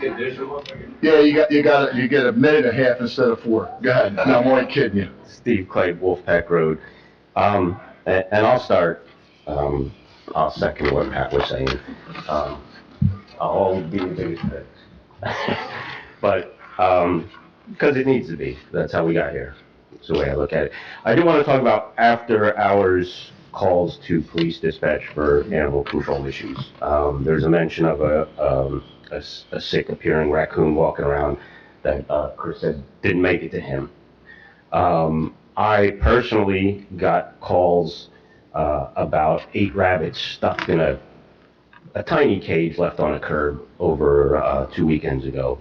And the call was made to police dispatch, and they just said, there's no ACOs on duty, nothing we can do. I actually had to reach out to Mayor Martin to get somebody to go out there. And it happens regularly. We know the township put out a statement about abandoned animals or stray dogs generally, and the risks they pose to the public and to themselves. And that is why the ACOs need to go out. In the case of, I see a lot of calls for people being bit or attacked by a dog, or their dogs being bit. And those aren't really, those are just notes left for the ACOs, but those dogs are out still running loose at that point. The police obviously are not going to go out and search for them more than the time it takes to drive down the street and not see the dog. But the dog's still out there. The raccoon, for the police to say, wherever they got the response from, to say, just don't go near the raccoon, he's wandering around his backyard, obviously sick. He's not going to stay there. He's going to go to the next guy's backyard, who wasn't told there's a sick raccoon. And he's going to go to the next yard, and the next yard. And we heard that just months ago with the guy calling about obviously rabid skunk moving down several blocks. We saw on January 1st, at least one, if not 3 or 4 sick raccoons made it all through the Langtree neighborhood and without being stopped by anybody. I mean, 2 dogs, a cat, and possibly 8 people bumped into this one or more sick raccoons that day. I know we've heard a bunch of times that there's going to be training for the dispatchers and some, consistent answers, but I don't necessarily see that if they're still telling people there's no ACOs on duty, there's nothing we can do. So is there still something that's going to be done with this aspect of it so we don't have to decide why is the health department not being called and why aren't ACOs responding regardless of when the call is? Go ahead. You guys a break, because I know we talked about this. Yeah. So the short answer is yes, that's still the plan. And I believe that there's the meeting scheduled next week with our new police chief and to talk specifically about how to, I don't want to use the word educate, but maybe that's a good word, to help educate the dispatchers on what's an appropriate time to call the ACO and what might not be, but every single call should be going to the process that we have in place right now. And this is really just to kind of, improve that communication and their knowledge of that. They're not ACOs, they're not animal control people, so they don't always know. And I think with meeting with Kathy and Chris and discussing a protocol that they can go through and an education that they can all talk about. And with regards to our ACOs on after-hours calls, you've already taken steps to improve the communication between Kathy and Chris when they get the call and the ACOs. They now have a method that they're communicating with all of them, and they're getting more responses from the ACOs after hours for, I want to say, legitimate ACO calls, right? Not everything is a requirement for an ACO to respond. And so, but in the case that you talked about with the raccoon in the backyard, right? They never got the call. And so we're hoping that after this meeting next week and with the new, staff in place at the police department, there'll be a real concerted effort to kind of get that knowledge where it needs to be for these after hours calls. So that's still the plan. Okay, thank you. Thank you, Steve, as always. Seeing no other comments, Kathy, if you want, you can. If not, I'm fine moving on, and unless you would like to leave a closing remark. Thank you very much. Go ahead. Well, first of all, it's been a pleasure to be here tonight. And in closing, we'd like to thank the members of the Board of Health. We'd like to thank the mayor and the administration, our township attorneys. Without their expertise, help, and guidance, we wouldn't be where we are today. We are very proud of where we've taken our health department over the last 3 years, even through the pandemic, which was just a big bump in the road, as they say. I think we've come a long way. I'm looking forward to the next several months being able to report to you in September that we will be applying for accreditation, national accreditation, in the fall of our health department. It has come that far, along with strategic planning and other documents that Chris is working on currently. With the grant monies that we received, that also will offset the cost of accreditation so that will not be a burden on our taxpayers as well. So we're very proud of where our health department is. We will continue to strive to do our best at our animal shelter and make any improvements that we need to. And of course, it's always a pleasure serving our public. So thank you very much tonight for having us here, and we wish you best of health. Thank you. Thank you both very much for the detailed report that you gave us here tonight, and we do appreciate the fine work that both of you and your department are doing. So, not only would I like to thank the entire Department of Health and all of its employees, but I'd also just like to thank Chris again. He has been an expert doing our grant management, and without his expertise in doing all the reporting, and we talk about this all the time at the administration level, we wouldn't have all of the offset costs. So thank him very much as well tonight, because he's done a great job. well, keep up the good work. So at this time, I'll take a motion to adjourn the Board of Health and reconvene as the Township Council. So moved. On the motion, Mr. Reparo, Yes. Ms. Phillips, Yes. Mr. Ty, Yes. Mr. Carabelli. Yes. Mr. Whalen. Yes. Next, we have communications C1 through C5. These are all relative to receipt of documentation pursuant to various alcohol beverage licenses in Hamilton. One being the change in corporate structure of XP Enterprises from Francis Prohoda to Edwin Goss. Council President, we can do all these in one motion. We do all of them in one motion. Thank you. C2 is to Sarah's adding a vendor. They basically added a vending amusement game machine. C3, Texas Roadhouse, updating the officer, updating the president on file. C4, Hyatt Power, which is an inactive license, which is going to be located at Dover Park, updating their post office address along with their trade name. C5 is the activation of La Casona, trading as La Casona Restaurant and Bar located at 310 Faulkner Avenue. For your consideration. Thank you, Madam Clerk. Any questions on communications C1 through C5? No. Council President, seeing no public comment, I move that we close the public comment portion on communications C. We didn't open it up for it, nor are we. Go ahead. I move communications C1 through C5. I'll second the motion. Thank you, Councilman Ty. On the motion, Mr. Reparo? Yes. Ms. Phillips? Yes. Mr. Ty? Yes. Mr. Carabelli? Yes. Ms. Whalen? Yes. Next, we have consent agenda items CA1 through CA57. All right. Obviously, we have a lot on the consent agenda tonight. I'm going to go over a few briefly. CA2 through CA14, these are all grants. Some very good grants in here, but if my numbers are right, looking over these earlier, these grants total probably just over $3 million altogether. So that's great work on our grant writer. Again, doing some good work. I'm looking forward to the end of the year totals of grants that we received. It should be pretty good. CA16 is a resolution authorizing a memorandum of understanding between the Township of Hamilton and the City of Trenton for backup animal control services. That's a $5,000 maximum. CA19 is a resolution authorizing execution and submission of a grant application with the New Jersey Department of Agriculture for 2023 Spotted Lanternfly Grant Program for counties and municipalities.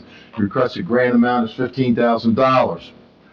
Probably need that sooner than later. CA20 is a resolution establishing the emergency contact with FR Benke ranking for assisting the Department of Public Safety, Division of Fire, and local state emergency declared. The structure fire located at 533 Whitehead Road. Department of Community and Economic Development, that's $77,389.52 maximum.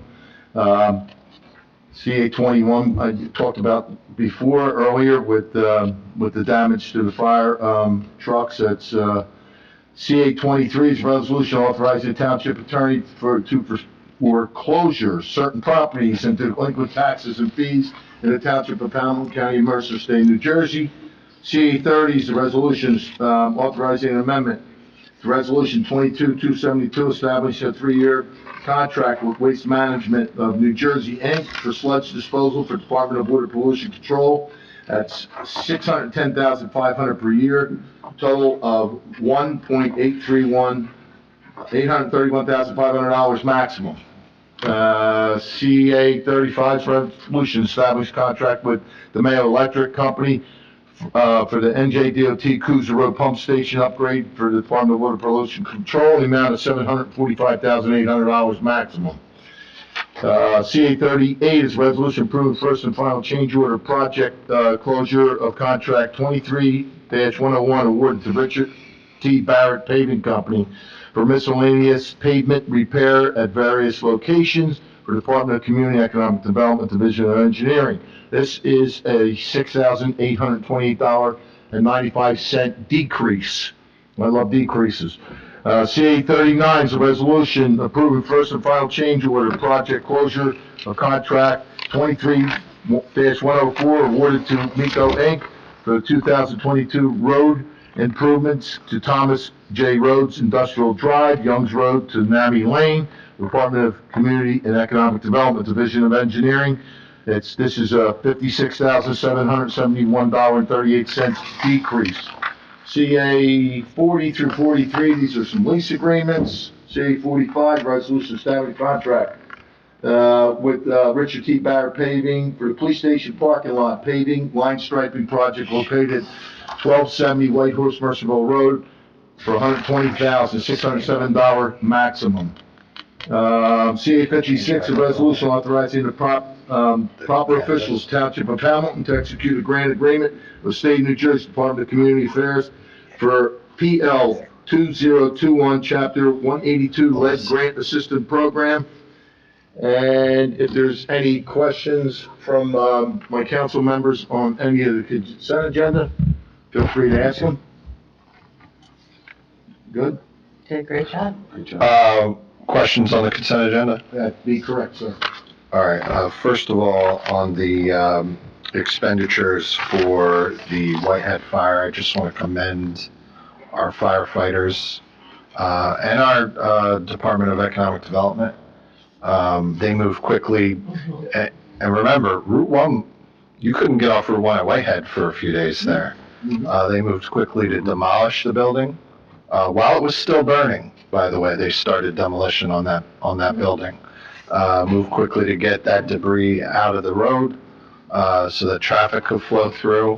You know, not only our firefighters, but the team from the Department of Economic Development spent many long hours out there making sure that things went smoothly. It was a true team effort, and I just want to commend all for their hard work under tough circumstances there. Great comment. On CA 41, I just want to, Kathy, remind you that when we have block and lot information, that I'd like to see a map. Just this is a reminder. I'm not going to jam this up as a result, but I like to see where we're talking about. I look at block and lot, unless I'm going to go look that up, right? I mean, make our job a little easier. Give us a map. Thanks. So that's just a reminder, and those are all the comments I have. Thank you, Councilman Ty. Anyone else from council? No, I just think it's exciting to see, the over $3 million in grants that we got. I noticed that we had a few projects on here that will allow us, the one that was the DCA grant for the Hamilton Girls Softball Association, that's going to improve the parking lot there. We have the Sayin Park, Sayin Gardens. We were only going to do one pond, or the back pond, and now we're doing all the ponds because we had a 50% match on a grant. So just some exciting things right there. And, and then, covering some of the overtime for the one with the Clean Communities grant for street sweeping and things like that. So this is some good things. Kathy, is this some of the results of Millennium, or is it just, Absolutely. Yeah. Okay. That's why I want out. And Director Fitzgerald was correct. Sometimes they come through the health department. Right. So they may go out on their own and do an application, but they also get grants through Millennium that they've been able to do too. So they've got a tremendous amount of grants as a result of both. Okay. Doing some that they're aware of because they're in that business, but also ones that come from Millennium. And Millennium has worked with every department to try to find, other areas, and they've been very successful overall. You see the results here that we're adding so many grants. So. And I'll just, thank you for that. And I'll just echo what Councilman Ty said regarding the Whitehead fire, just a quick response of our fire officials and our, our Director of Economic Development, along with his team, just getting out there. I take that road on a daily basis, so I had to loop around a few times, but it wasn't that many days of inconvenience. So I appreciate the work that they did. Okay. No other comments from council. Open it up to the public on the consent agenda items, CA1 through CA57. Hi, Vic Zarish, 2629 Nottingham Way. It's about CA 24, the accelerated tax sale. 23, 24. 24? Okay. All right, and I just, I think it's too aggressive, and the time's come just to discontinue that program and go to a standard tax sale. I mean, most houses are mortgaged, so the mortgage companies pay the taxes, and it's not an issue for most people. It's for the, seniors and sometimes estates when people die. It's just way too aggressive. I had my first run-in with it in 2017 when all 3 quarters were paid. It was the 4th quarter. I was a little bit short because something came up. I forget what it was. But it was some kind of issue where I was just a little bit short and I couldn't quite make the full payment. And then I thought, well, all right, it's just a couple more days interest, it'll be okay, And then I got this letter in the mail on, Friday was the 10th, so that was the end of the grace period. And on Monday the 13th, it was issued the letter for the tax sale, and I got it on the 14th. And I realized that, it's way worse than I thought. And it's too aggressive. It's just, I ended up, having to pay, I forget what it was. It was only a few days later, but it was an extra $50, but it's still $50, it was uncalled for. All right. And the other thing is, like last year, my neighbor, he lived in his house for 55 years. He passed away, at 80 years old, and his son Mark inherited the house. And, winter was coming, and the 4th quarter was due for him, and he was starting to panic about having to sell the house. And so he wound up selling the house for $100,000 less than it was worth. The guy that bought it, people send out the letters, we want to buy your house for cash and save you the realtor commission and all that, but, like they're doing you a favor. And he took advantage of them, and he bought it for $185,000, and he flipped it a month later for $285,000. So, the man lived there for 55 years. He paid taxes here so this program is just too much. A regular tax sale, this isn't like, the interest rates are nuts too, but, this is secured by a house, the property. This is not money that's like insecure, like credit card debt, and you get people that, I understand where they come from, with 18%, because some people beat out on it, but this is secured by a house. It's like a mortgage.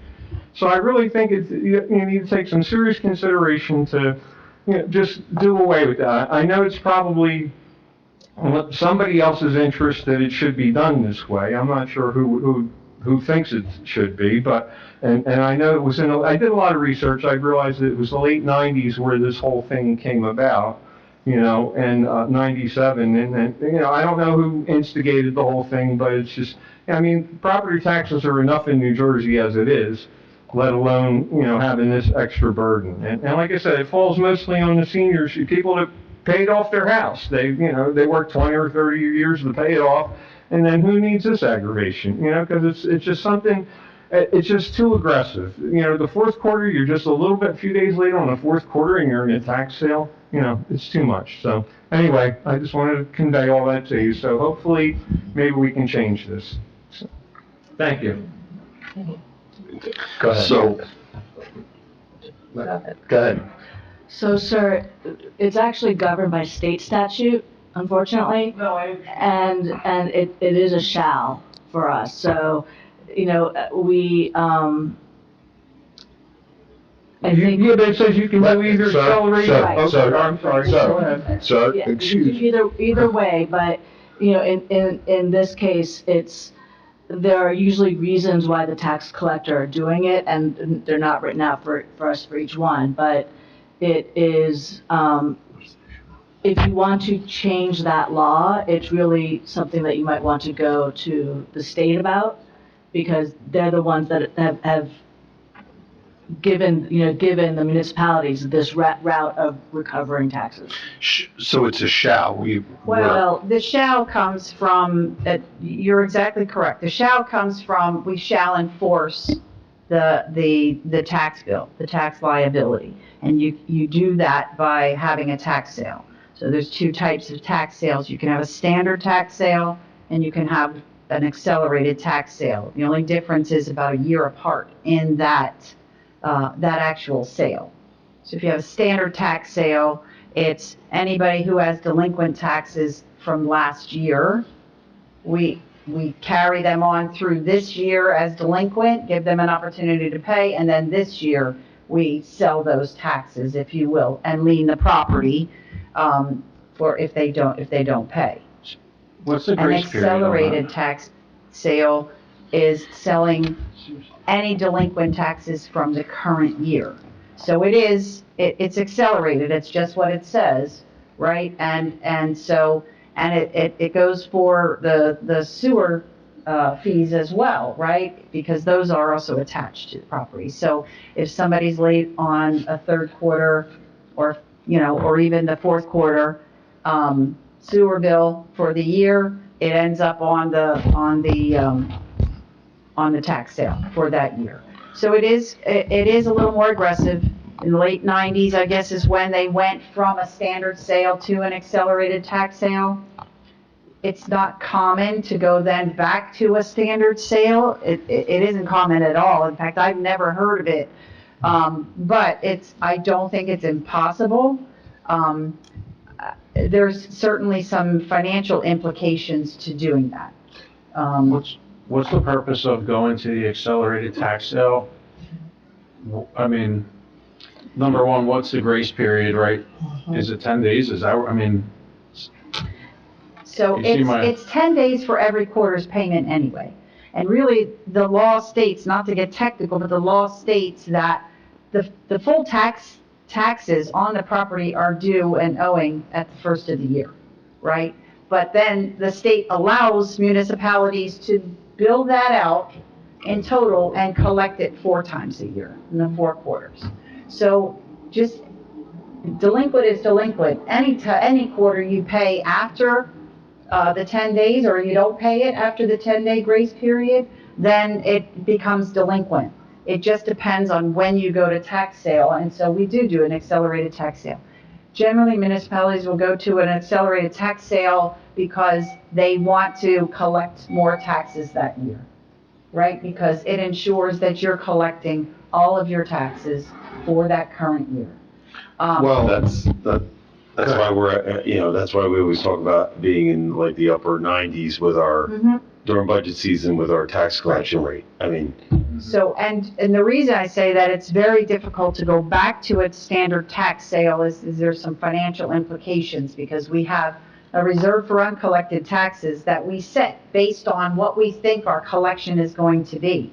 So if we decide we're going to go back to a standard tax sale, our collection rate isn't going to be as high, and so we have to have a larger reserve in the budget. So it's a whole process to do, but, and it's not too common, but we could always, discuss it with the tax collector and see if there's some experience she's ever had with it, and that it's something that you'd want to consider. Although I can tell you it can have some significant financial impact. Do we have any ability under this, accelerated tax sale in our town? Do we have the ability to allow for a resident, if they had a hardship, to submit something to tax collector, or a credible reason why they're delinquent? Yes and no. There is a process in place that you can put delinquent taxes on an installment plan.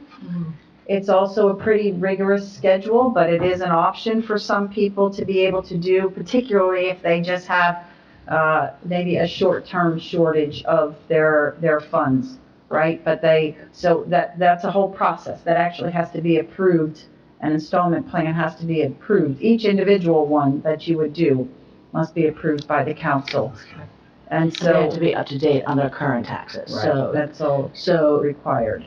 So the quarter that they're late on, and there's an installment agreement, they also Have to be they have to be up to date on the other previous. On everything after that. everything after that. They have to not only make their installment payment, but they have to keep current on their taxes as well. So it's difficult if somebody's really in a financial hardship, but it is one avenue, and it's really more for somebody who has maybe a temporary hardship.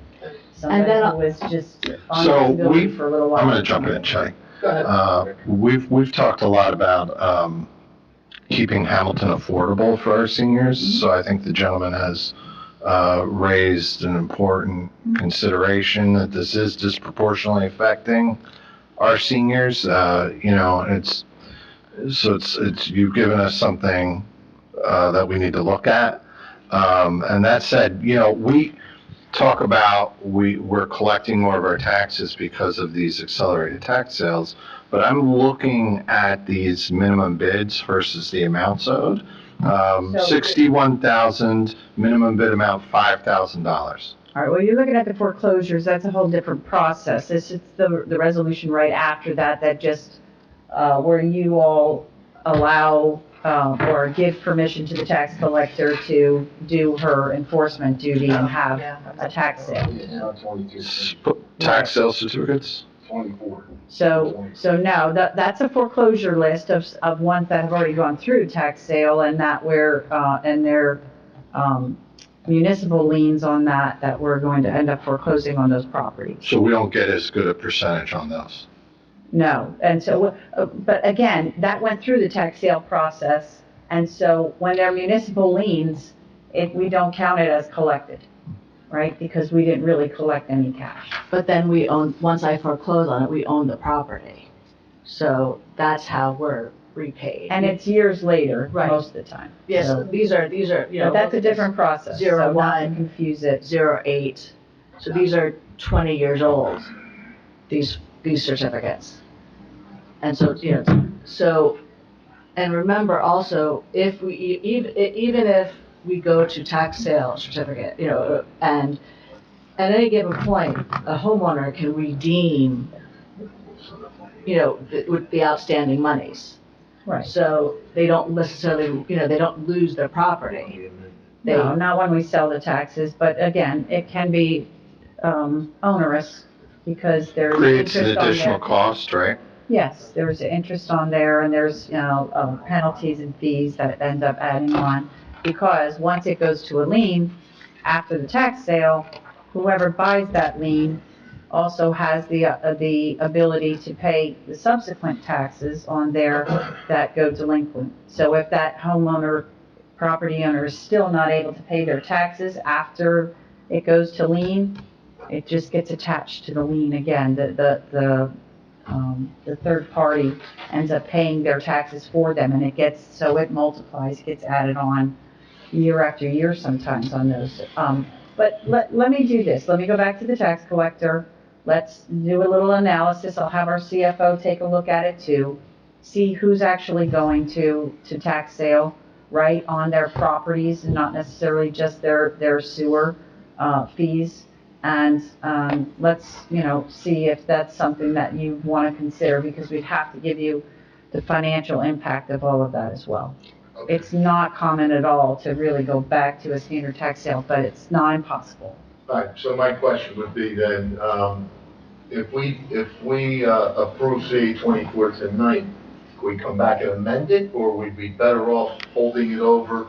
So I think and for this doing year, some information? I don't think for this year it's Is there any possible, recourse? only because we've already set our reserve for uncollected Right. taxes as if we were having the accelerated tax sale, because that's what we've done since 1997. So, We've had accelerated tax sales since 1997. that's what the gentleman had said, yeah, he did the research Well- on that. I knew it's been a while, but I didn't know what year it was. Well, the law was passed in 1997. I'm not sure when the township Oh, well, I'll enacted it. check that. It might have been 2002, I don't know, but, nonetheless. been a while. It's been a while, right, and it's been, again, it really is a burden. I understand it's a complex thing to go back to standards, but nonetheless, it's so important that it just would be worth the while, just to help us seniors out, because it's too aggressive. It's way too aggressive. I mean, sure, somebody can catch up and, all of that, but it's just way too aggressive. I mean, it's enough to just go with a standard one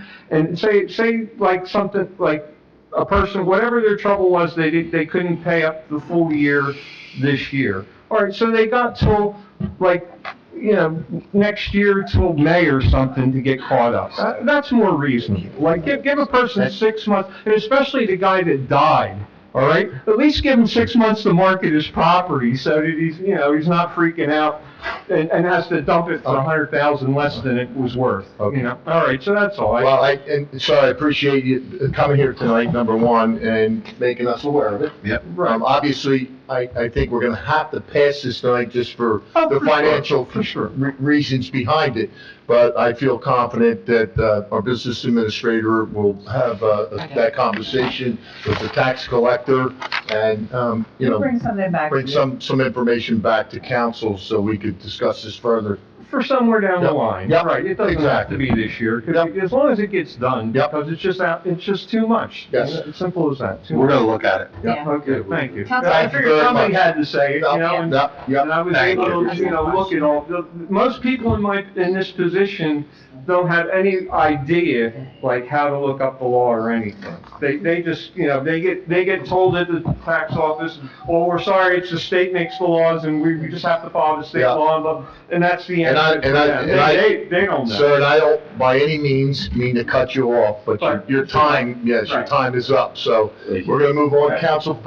Councilwoman Phillips has a comment she'd like to make. Yeah, I just want to ask Kathy a question, because it sounds like, and I'm just my own thinking, that is there a way to find out if it's disproportionately affecting those who have their houses paid off because it's their personal responsibility to remember to pay their tax, versus someone who has a mortgage and the bank is taking care of it for them? Well, We're gonna be. Well, no, if you have a home equity loan, instead of a mortgage, you're responsible for your own taxes as well.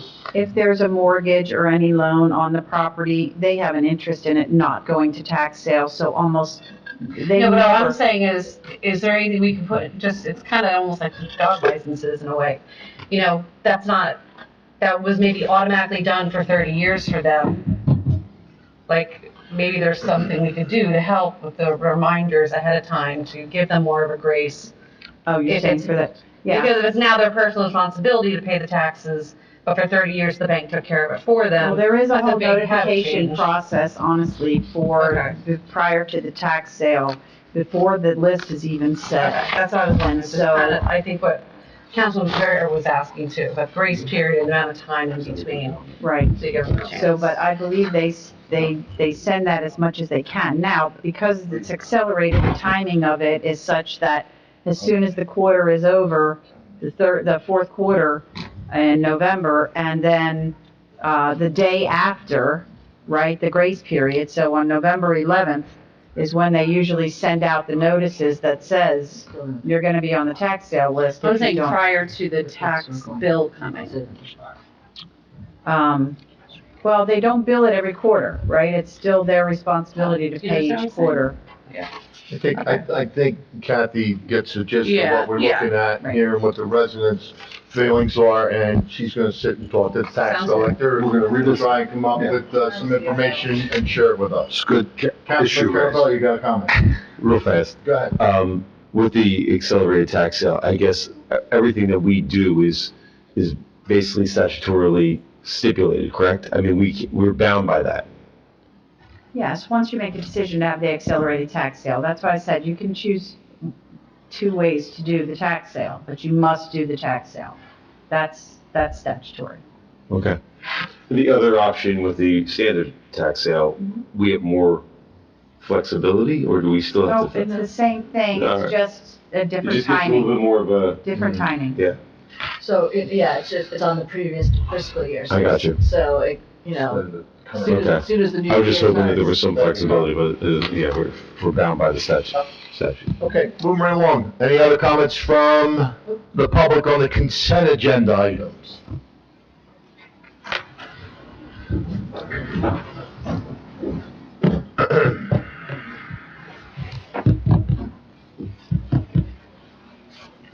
Pulled my leg coming up the stairs.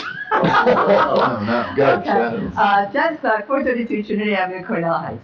On C21, how many engines did we have?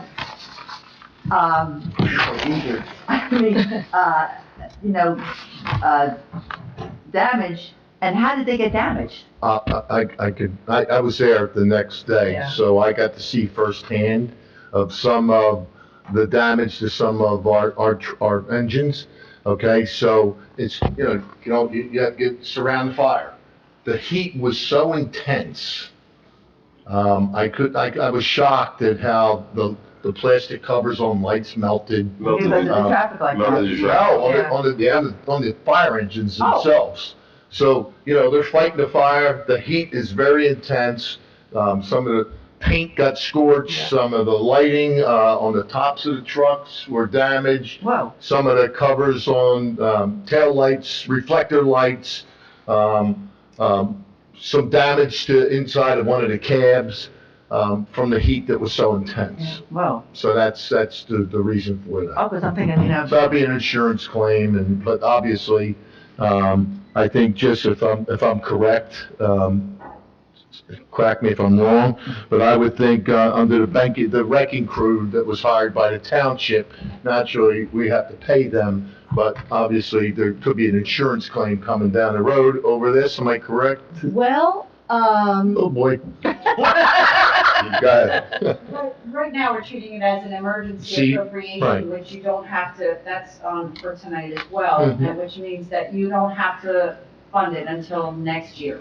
Okay, that's So you good. have to raise it in there, and by that time, we may know if there's a claim or some other That's right. avenue to recoup. Which way I was heading with that, but you're right. CA-20s. Oh, okay, I was just Yeah, thinking, yeah, it was the heat, they said the heat, I was talking to the firefighter, that was so intense, and naturally you could see, the proof was in the pudding when you seen, the damage to the trucks from the heat, the paint being scorched and the lights, and et cetera. wow, okay, thank you. Thank you for the question. Lisa?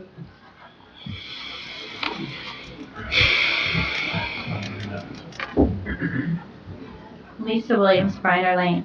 I have a question on CA2. What is it that we are acquiring? I understand it is a grant, so I'm curious what this property is.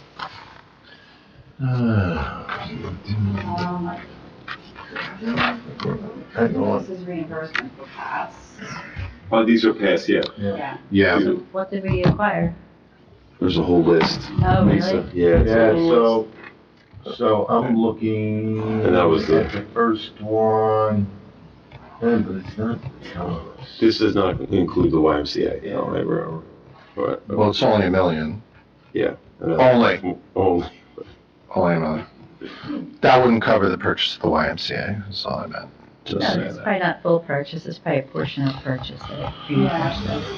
And I think they bundle them sometimes. Yeah. put it in- Okay, so in I'm just, certain the amounts. reason I asked, I'm just curious, are they spread out through the town so that everybody's Yes. greening? Mhm. Or are we But we have hiring the out by entire state's April 2023 distribution Yes, was yeah. the collateral that we were given on this. so they're saying gardens in there, restoration. Hamilton open space acquisition, 1.4. Yep. And that's it. We could probably get some information, Kathy, correct? 300,000 of it is for, St. Gordon's. What are we acquiring at St. Computers Gordon? down. Is that, Restoration. Yeah, it was used oh, for so, restoration. so CA2 includes the funding for what we're doing on CA8, is that correct? So No. I don't believe it does. So that's a $600 and some thousand project, and 300 and some we had allocated in capital dollars for ponds. That was just the back pond at St. Gordon's. However, under this grant program, we're able now to do half of it is being paid. 600,000 is the total now for all of the ponds. So it's double the cost, but now we're getting half of that covered through this Okay. grant program. Now, I don't know, that's a good question, whether that is actually part of this 1 million that you just alluded to in your question to us. So, Trying to follow it. yeah, let me see. I can't see nothing in it except the initial one that shows the amount requested, the amount given, so, but we could, We'll find out. we'll find out, Lisa, and get Okay. you, an Um, update at the next meeting. Okay, CA16, I know it's the overflow or backup animal control. So is this to cover after hours when somebody doesn't respond, then we go to Trenton who has people that are paid to be on call? Is that what this is? Exactly. Okay, thank you. Only for after hours. After hours, okay. CA7 is a grant for the health department strengthening local public health capacity. Do we know what additional services, like, what are we going to use this money for? I see we had a similar title grant last year that was less money on the health department report, but what are we using this for?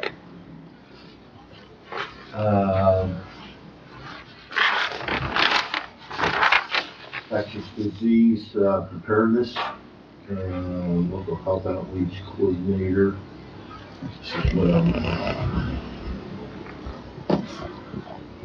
So it says here project category, am I correct? Read it when I'm reading, Kathy. It says strengthening local public health capacity program. So that's for 2024 infectious disease preparedness, right?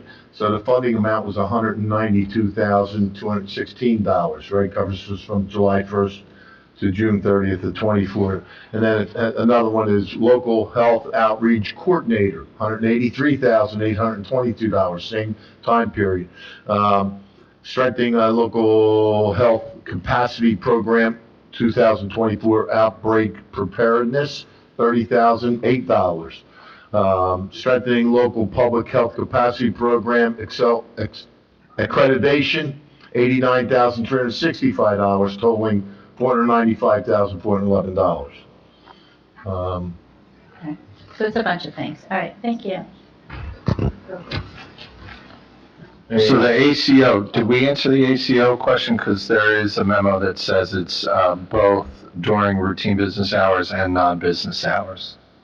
Oh, okay, I thought it was just, the answer was just after That hours. was not my understanding of the agreement that we had. I thought it was specifically in there, these were just for after-hours calls. Because that's what the discussions have been about, that specifically, they don't want to come over here during the day when we have ACOs on duty. Okay. All right, I'm just looking at the memo Chris wrote on June 16th. I mean, I suppose theoretically, every single ACO could be, I mean, we've just had a pandemic, right? So theoretically, during business hours, we could have every single ACO on medical leave, right? And so as just in case a backup, but it's really for the after hours. I think the agreement actually says emergency only. So I put that in my head as after hours, but CA16. it may be in the case, as you say, if we have no ACOs on one particular day, that they could be conceivably used as a backup under this agreement, but. Yeah, I'm reading, it says whenever a township ACO is unavailable.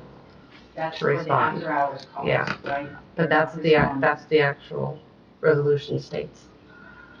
Yeah. Okay, thank you. Thank you, Lisa. Steve, did you have something you wanted to say on the consent agenda? Come on up.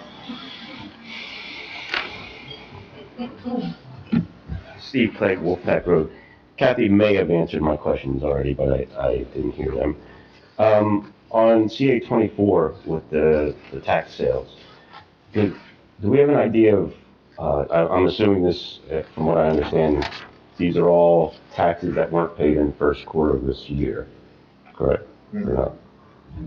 They will be any delinquent taxes from 2023. The tax sale doesn't happen until December, and so it will be any delinquent taxes from the year. Got it. Or delinquent sewer for the year. Okay, thank you. The consent agenda 16, the MOU with Trenton, I just want to make everybody aware that they probably weren't aware at the time this was done. Trenton recently lost another ACO. They were back down to 3 ACOs. So being able to count on them for emergencies could not work out the way we want sometimes.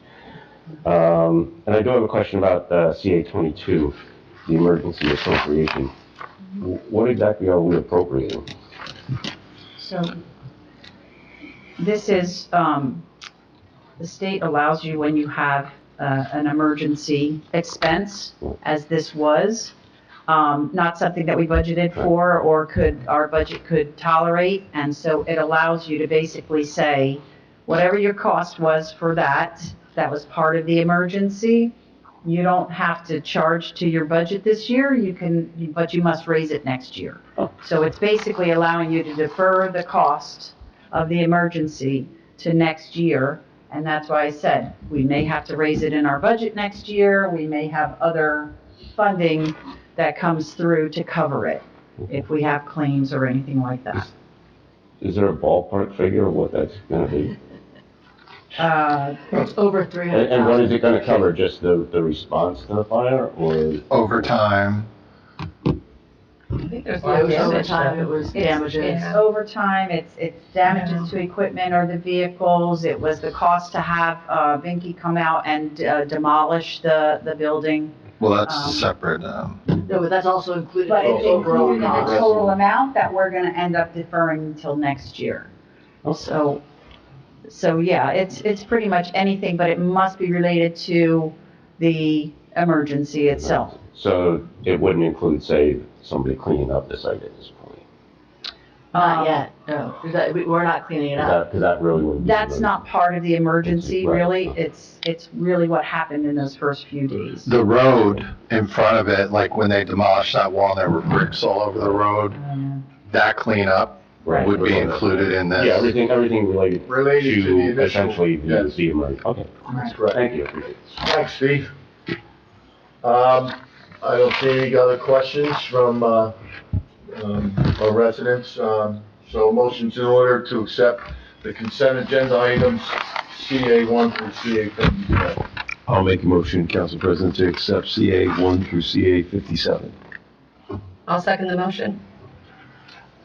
On the motion, Mr. Reparo? Yes. Ms. Phillips? Yes. Mr. Ty? Yes. Mr. Carabelli? Yes. Mr. Whalen? Yes. Consent agenda items passed 5-0. Do you want me to Yes. jump in at this point? Yes. So, Council President, I need to make a motion to vacate the vote on the resolution 23-254. I forgot to abstain on that. It's a motion to reconsider.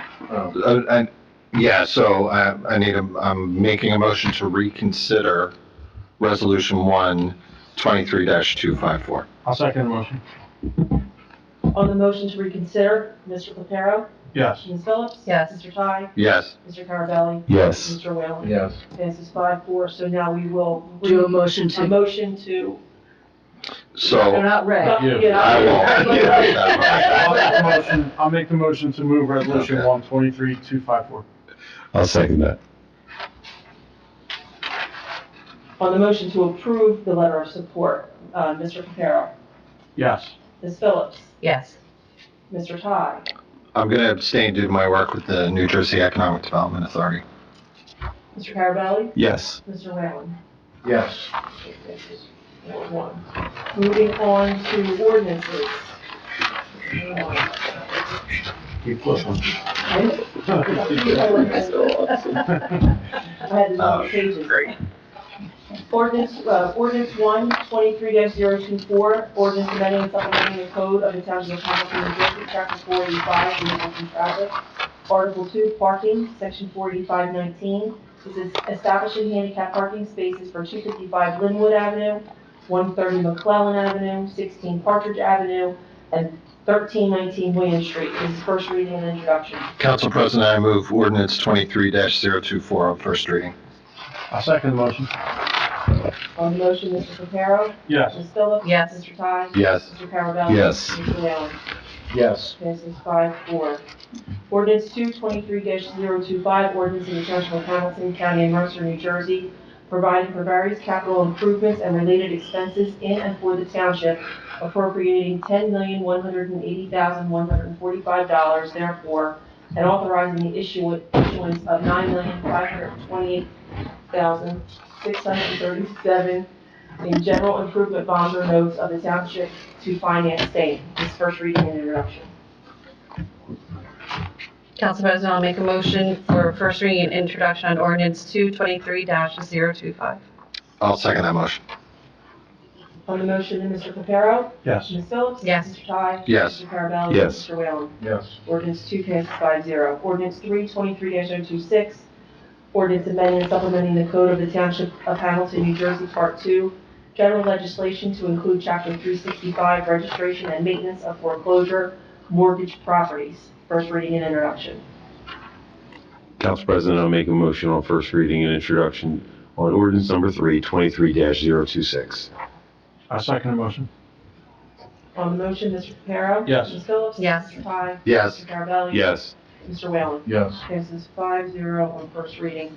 Ordinance 4, 23-027 is an ordinance amending and supplementing the code of the Township of Hamilton, New Jersey, Part 2, General Legislation, Chapter 215 Fees, Section 215-13, Township Property Lease and Rental Fees Policies. First reading and introduction.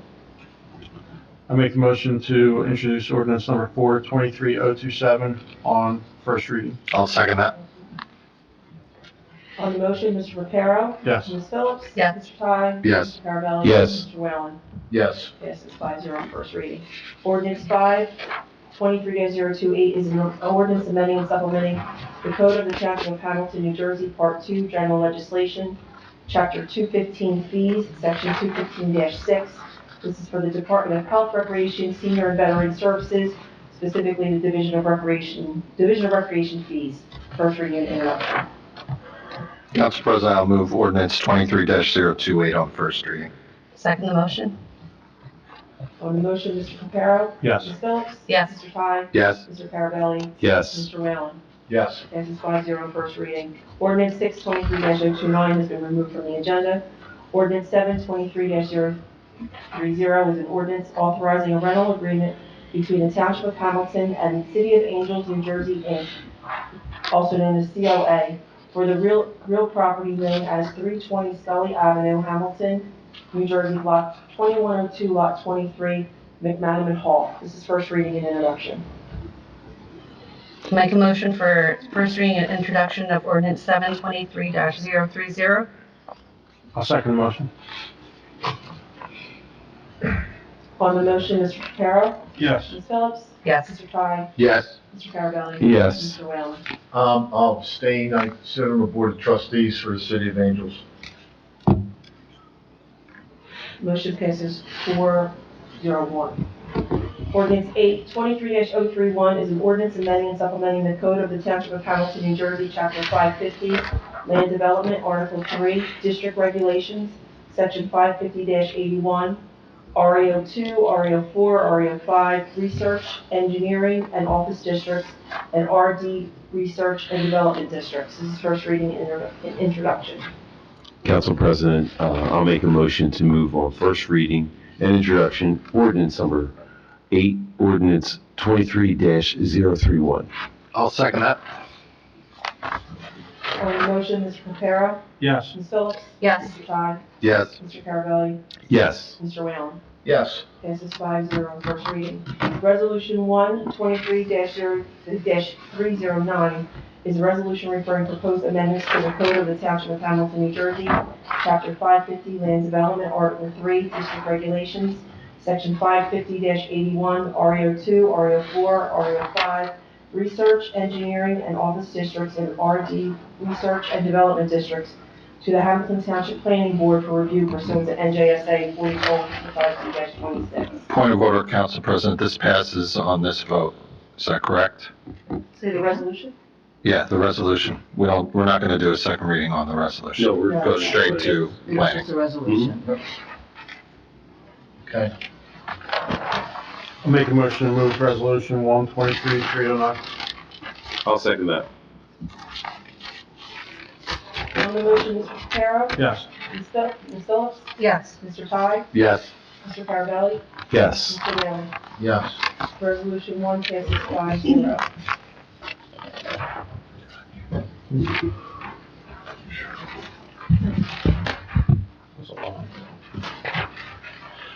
Okay, at this time, open up the public for comments, if any. Sure, come on up, sir. Vic Sayers, 2629 Nottingham Way. Anyway, the reason I came this was the real reason I came tonight. The other thing about the accelerated tax sale just happened to be coincidental that you were passing it. But the real reason I came tonight is because I know probably next month you're going to be passing a resolution about the rate of interest rate for delinquent taxes. Okay, and right now, the rate is 8% for the first 1,500 and 18% for the amounts above 1,500, okay? And this actually is within your discretion. And the law was made in 1980 when the prime rate was 20%. And the reason that they did it, I did a lot of homework on this one. The reason they did it was they were trying to prevent businesses from taking advantage of municipalities and other people, since the rates were so high, they weren't of not paying the township the taxes, then either investing in something else and making a profit on it, or just not paying the taxes and taking care of their businesses first. So the 1,500 was back when most residences were paying less than 1,500 a year. That was never upgraded for inflation for the past 43 years.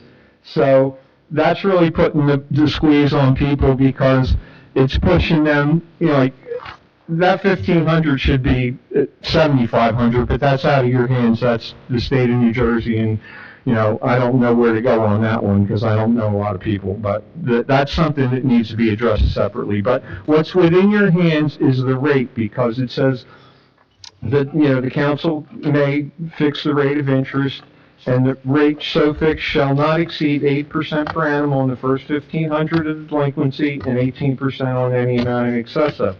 So it says shall not exceed. So that means that you can set the rates below that you don't have to go whole hog on the 8 and 18.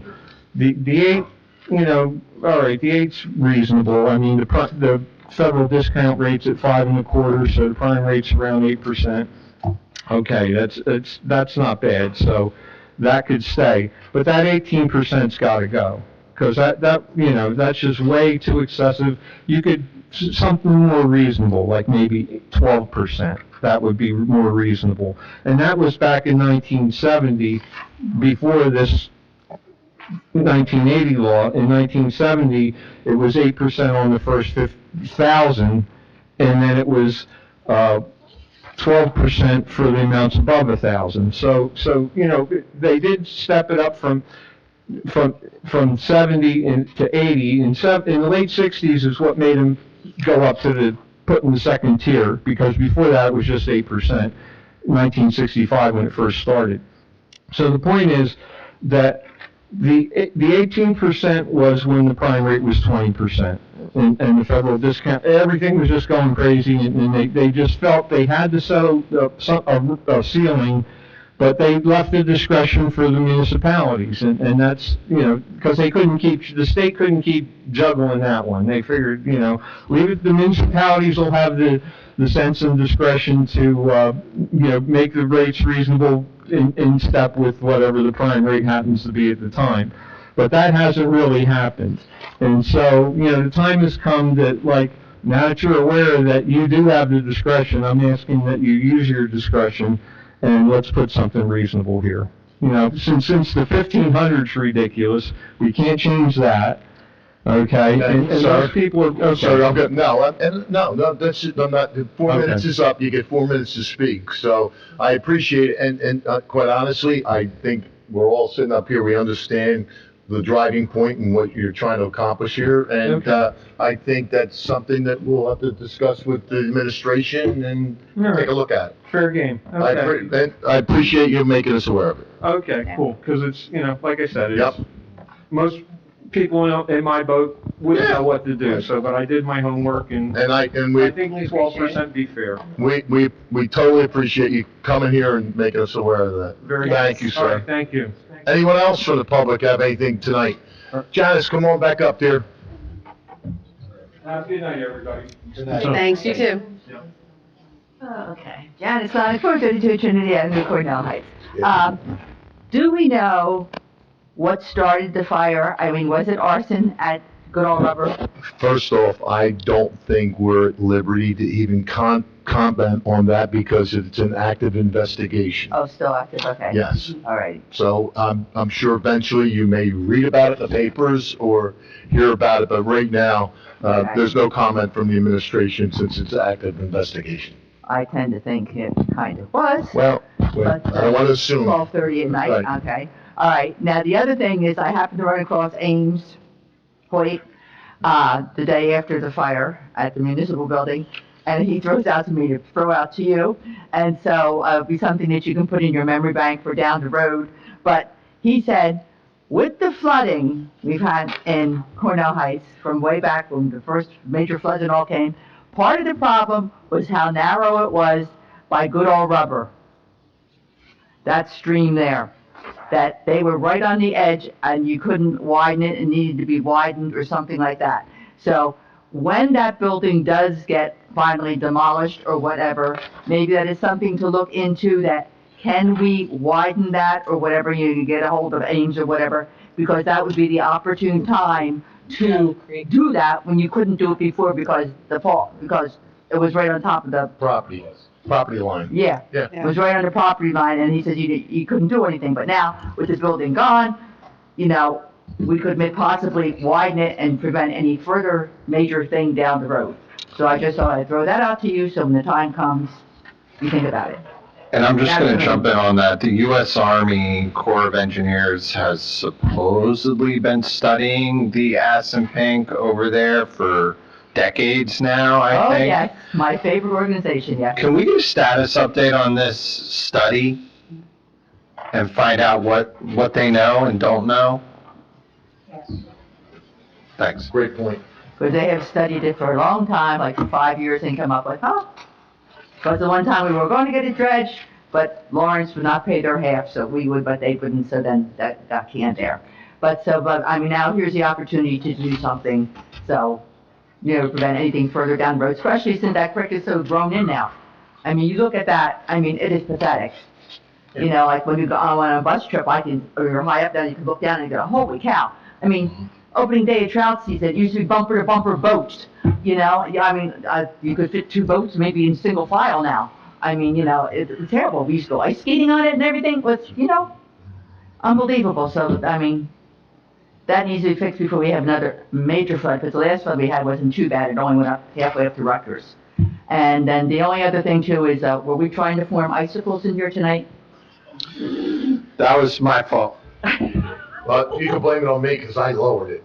So it's my fault. There was a lot of people in here. Yeah. It was a very warm and muggy day. We're in hot seats. Oh, yeah, it was warm today, right, yeah. Okay, so I have to bring my winter coat next week, okay. We'll keep it up a notch. Okay. Just remind me, I'll bring you another blanket from my office. Okay, thank you, because you should feel my hands are like, oh my God, ice.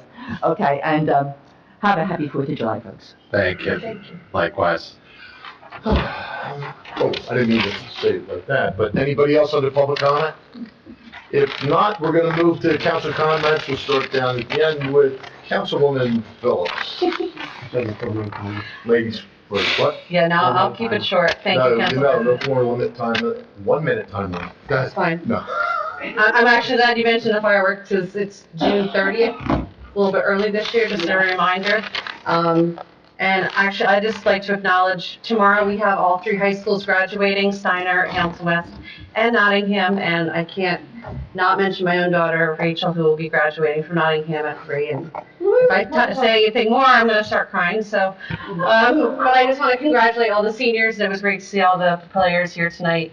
I know many of them are seniors going off to colleges to play, so, and thank you to everyone who came tonight, and we'll see you next time. Thanks. Yeah, not only proud of our athletes, I had the privilege to attend last week. All 3 townships had scholarship ceremonies, and all those kids worked hard to get in that room and get those scholarships. And proud of all of them, whether their accomplishments are athletic or academic or service oriented. You know, just to comment on our health department report,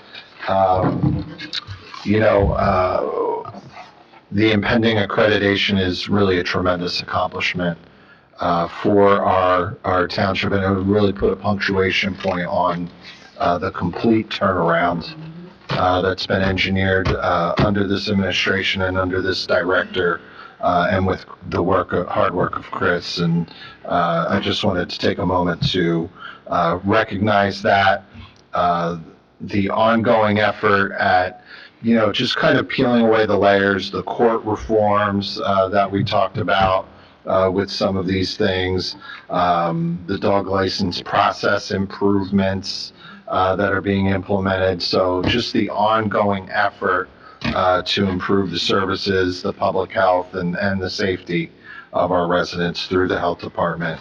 Finally, I want to commend the administration on the grants.